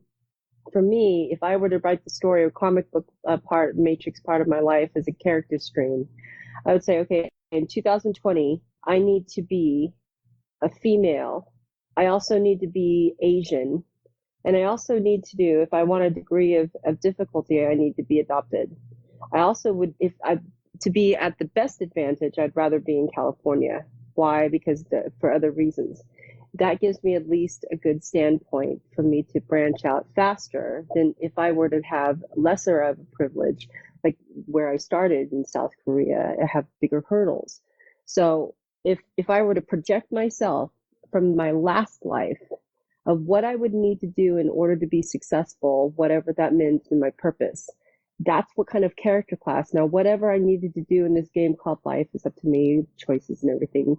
But certainly the obstacles and how I've reacted to them, very game-like. And I think Raphael would agree, where Bashar's whole shtick is like, we operate within the beliefs we have, right? So if like in an RPG sense, it's like, if you want to be the archer, you're going to operate in a certain ways, and those conditions are what you believe to be appropriate for an archer. But if you're going to be the swordsman, that's going to be very, like, Donatello is not Michelangelo, is not whatever. So it's crazy, because this is where the compassion comes in. It's like, look around you, everybody is choosing that modality, and their belief is creating that modality in such a way that that's how they feel their most articulated sense could be. And then they've forgotten it in an Alan Watts kind of sense, and now they're just gaming really hard, and people are taking it really fucking seriously. We've already did the matriculation one, we kind of talked about it, but the last one we didn't really talk about is a detective story, which I thought it had some of the most unusual kind of animation to it. It was short and quick, very noir, very kind of like cop stuff, right? Private eye kind of stuff, and that kind of was a predecessor to the first Matrix. It seemed where it's like somebody trying to figure out who Trinity is. And it's like, in the first Matrix, you enter in a scene and she's like hacking or whatever. This would be like a little right before that, maybe, in the sense that she's like, I'm going to go figure out stuff. I'm a hacker. Oh, we thought you were a guy.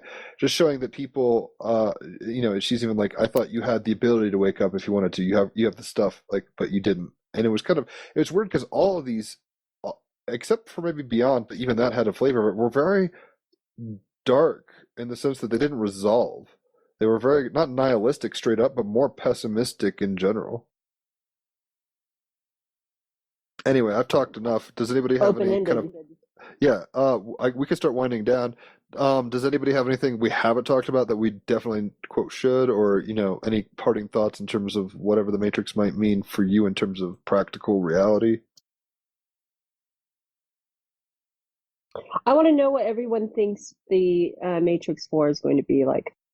I have no fucking clue. The only thing I've heard, and I haven't read anything, the only thing I've heard is that there's a young Morpheus, so I have a feeling there's going to be some weird kind of feedback Ouroboros thing where it's like, all right, now we're training Morpheus to be the one who wakes up and looks for the one, and it's kind of a recursion theme, but I have no clue.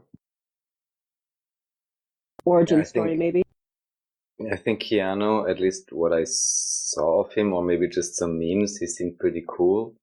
So ideally, it will not be like I don't know, political hack I was game just or gonna say something. that. So that's kind of my quote unquote hope. But yeah, that's about it. I mean, I would really have loved, especially having watched it before I had more understanding. I was like, okay, like, where's the sequel? Like, what's happening now? I want to know. Aside, of course, the idea being that if it's a high quality production, it's even can be just very nice to look at, and you want to explore the world and the story and so on. So I guess there's many rabbit holes they could go down. I guess the way you're describing it now, it seems it's not really going to be a sequel anyhow. So there is no other answer or nothing to be defined and put on screen there. So yeah, I guess I'm cool with it either way. I'm actually surprised that it's being made. I guess it's a good time, and I'm just super curious, to which side it's gonna fall, let's say. Well, it's a very good idea because right now Keanu is hot and he's a money-making machine. Second of all, there's economic pragmatism involved, guys. Absolutely. Maybe Neo and Trinity's kid will have to fight a new Matrix. I actually wrote that on Quora about 6 years ago when Sony put out if there was any additional another story to be made about the Matrix, what would it be about? I submitted something and it was actually about Neo and Trinity having a baby. Great. So now they're gonna steal your script. Amazing. It's a theme in the Matrix universe. No, I just want to say my thoughts. I don't really know. I mean, I haven't ever attempted to think about this either. I really like to kind of go into movies without hearing much about them. I would say my first point, I just hope they do it well. So that whatever creative team is coming up with this, I hope it's something that's interesting and works well from just a purely like plot and script, perspective. Not just a cash grab. Yeah, exactly. Like, it's artful, it's well done, they put in the effort, and it works, these kind of things. I know those are vague phrases, but the second, if I had to guess, where we're left off is that, I guess, Smith is brought back into the Matrix, right? Because through Neo, he kind of gets sucked back in and destroyed the virus, but then Neo is destroyed as well, or does Neo live? I mean, maybe that's where I would want to go. That body that they kind of carry away like a funeral, maybe they can kind of resurrect that. I'd be interested in something like that. Honestly, that's where I'm hoping it goes, frankly. So, or maybe I just had a good one. Maybe because of Neo's essentially like advancement that he had made, he like basically like consciously reincarnates or like Avatar: The Last Airbender. Full Jesus. Yeah, exactly. Full Jesus, in somehow into either the Matrix or perhaps even, quote unquote, the real world or whatever, where he, yeah, like comes almost, yeah, or even maybe like Tibetan monk status, where it's like, you know, uh, somebody else they find and Neo taps in through that or something to that effect.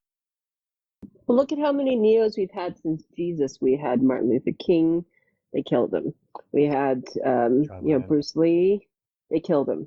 It's, they even tried the white Jesus, Paul Walker, and they killed him. All these Jesus inception, all the Neos that come across our reality. It's almost like the Matrix. This was all is before wondering. 2012, I gotta say. I think it's a new game, kids. And it's weird because the Matrix Revolutions ends with, the architects there and the Oracle with the little Indian girl. So it's basically like programs in a new world. They're looking at the sky. It's all kind of like shimmering, holographic, whatever. And they're like, oh, cool. Neo did the thing to cause it. So the Smith isn't in, like the guy, Vigo, whatever, or I forget his name now. Hugo Weaving. Hugo rather. Weaving. Yeah. He's not in this one, so it's like Smith's kind of out. I think what happens is that Neo did the thing, caused it to reset in such a way, and now we're in a new iteration. But because, like Thomas is saying, there's a punctuation that probably hadn't occurred before because he didn't choose 7 men and 14 women or whatever the fuck was going on. That maybe like this kind of gets into infinite regression. So it's like, okay, you're in a machine, but now you've woken up, but now you're in a quote real world / machine. You have the choice, kind of like our probably soon to come Elon Musk transhuman option, where there's probably both. Didn't they agree at the end of the movie? Didn't they say that anyone who wants to leave the machine matrix is now free to do so? I mean, that's right, that was the shift, condition. Right? Yeah, so like Neo was like, I'll do this for you if you don't fuck with Zion. So there's this kind of schism, a Dolores Cannon schism in a sense, where it's like there's people who are still in the Matrix, there's people who are free, their politics will probably play out. But now we have the potential to be the fucking white light, whatever, yellow light Neo. Like, the next level of waking up would be like being one with the source. So maybe it'll start tapping into like the higher levels. And that's where we are. Flesh machine. That's where we are. Kind of. That's why it's reflecting it. That's why they're making it, probably. But yeah, Aquarian level up for sure. Like something to the effect too of like an awakening within Zion. Exactly. But of course, there's got to be trouble too. So something maybe Smith starts fucking with Zion or something. Well, the Merovingian's still around. So I think he'll have issues, and that's kind of where I've gone. And it's funny because even in the Bible, it's like, Jesus comes back and there's 2,000 years of peace, and then there's a generation that listens to the whatever. So there's always recursion. Like there is no the golden moment is now. And then we tell ourselves through all the balances of all the yin-yang kind of schematics of the I Ching, if you want to put it, how we look at the levels of polarization. Like, is there a lot more darkness and a lot less light, et cetera, et cetera. But the song remains the same. It's a never-ending story. It's the whole point, I think. So there is no probably conclusion, and the next iteration will have, like you're saying, new and different challenges. Not so much like let's unplug from the Matrix. It'll be more like how do we coexist with people that are defending the system versus people that like want to forcefully unplug other people or whatever. Kind of those levels. I got a good one. So because Neo basically died or whatever in the last one, Trinity goes to the machine world and asks that they bring back a version of Neo in the machine world so she can live happily with him. She's like, I need my fucking eHarmony boyfriend right now. That is Black Mirror. So fun. Has anyone seen that episode of Black Mirror where she injects, they deliver a robot body of the husband? Yeah. Oh, that shit was gnarly. This is great. Yeah, that's it's a whole all the other writers' level. room. This is like a writer's room coming up with some new ideas. I love the idea that it's a transcendent in the actual Zion. They have to level up, and I just want to throw out that scene where remember they want to go have sex, and then he walks out of the elevator, and they're like worshiping him like a Hindu god. Or like a saint. It's like, my daughter's on the ship, protect them. Yeah. So maybe that's part of that, working with that spirituality. I think that's a cool way to go. I'd love to see more of that. Totally.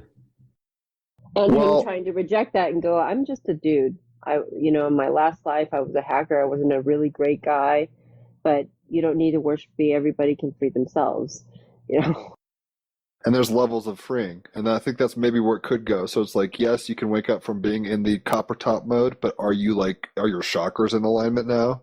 Like that kind of thing. And we should definitely have a Black Mirror episode, Start Raphael. eating well. Yeah, like who knows what that would mean? And maybe it's like maybe it will reflect Veganism. literally the kind of duality that we're They experiencing didn't now. have much. That's what I was referring to, from what I've seen. Right. In movies. It's like I have to bad go Rice pretty Krispies. soon. No, we're going to call it right now. I think. But, So maybe like just in summation, whatever last thought Yeah, you I was guys want to just gonna say. Thea, what's Not up? it. I'll go last. Okay, then I'll do Okay, it. shit. Well, I just want to say thank you for having me on and all that good stuff. But, like watching The Matrix and being absorbed so much that I changed my name.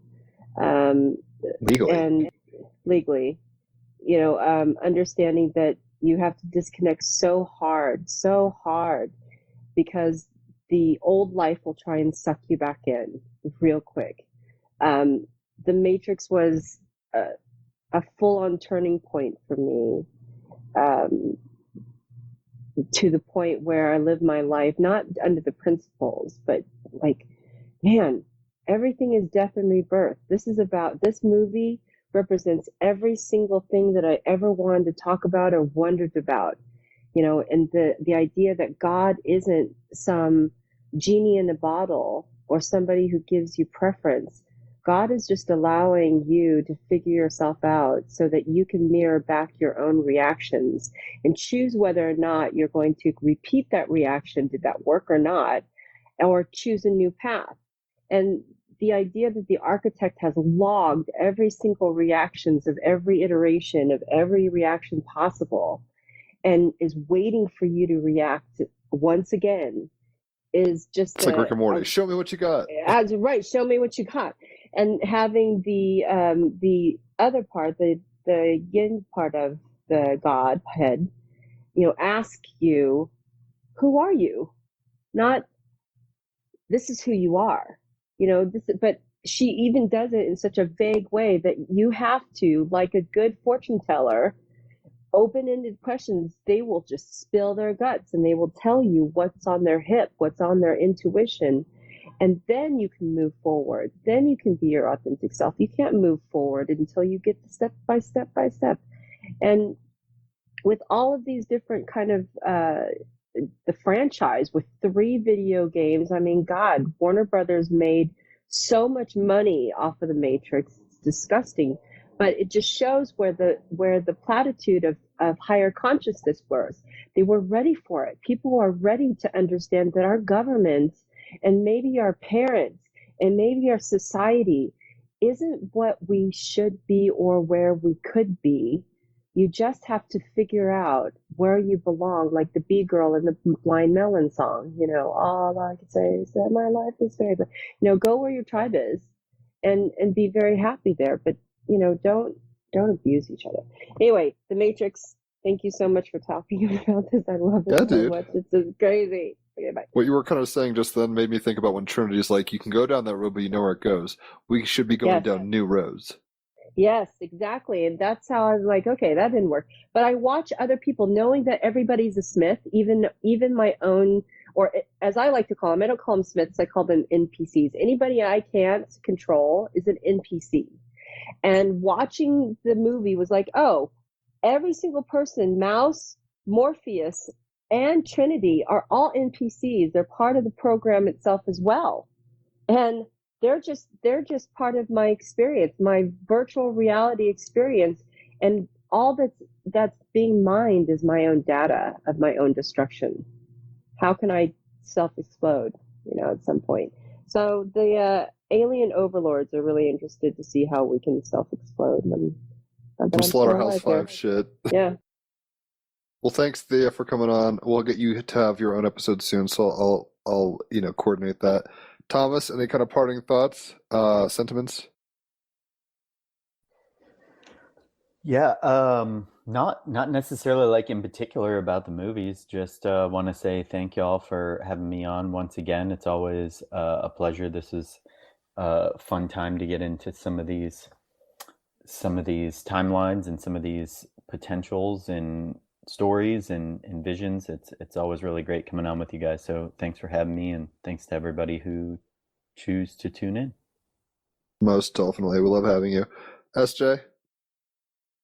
Yeah, this has been amazing. You guys are great. I'm glad I got to spend time, share, this mind space across the world with you guys. And I'm glad to meet everybody, really kind souls and really insightful stuff. So it's just wonderful when a part of the benefits of my matrix is getting to have these kind of connective moments. And yeah, final thoughts. I just tell people, follow your heart, love yourself. I mean, that's I guess the one point I would say is that the self-talk, what your thoughts are saying, question those thoughts, and you can kind of interrupt with new thoughts, and don't be afraid to try on new different thoughts that feel better and that give you better results. Like this is all about breaking out of those kind of well-trodden sort of patterns. And the other thing I just want to say briefly, Raphael, I'm sorry I didn't get to see you there in Vienna.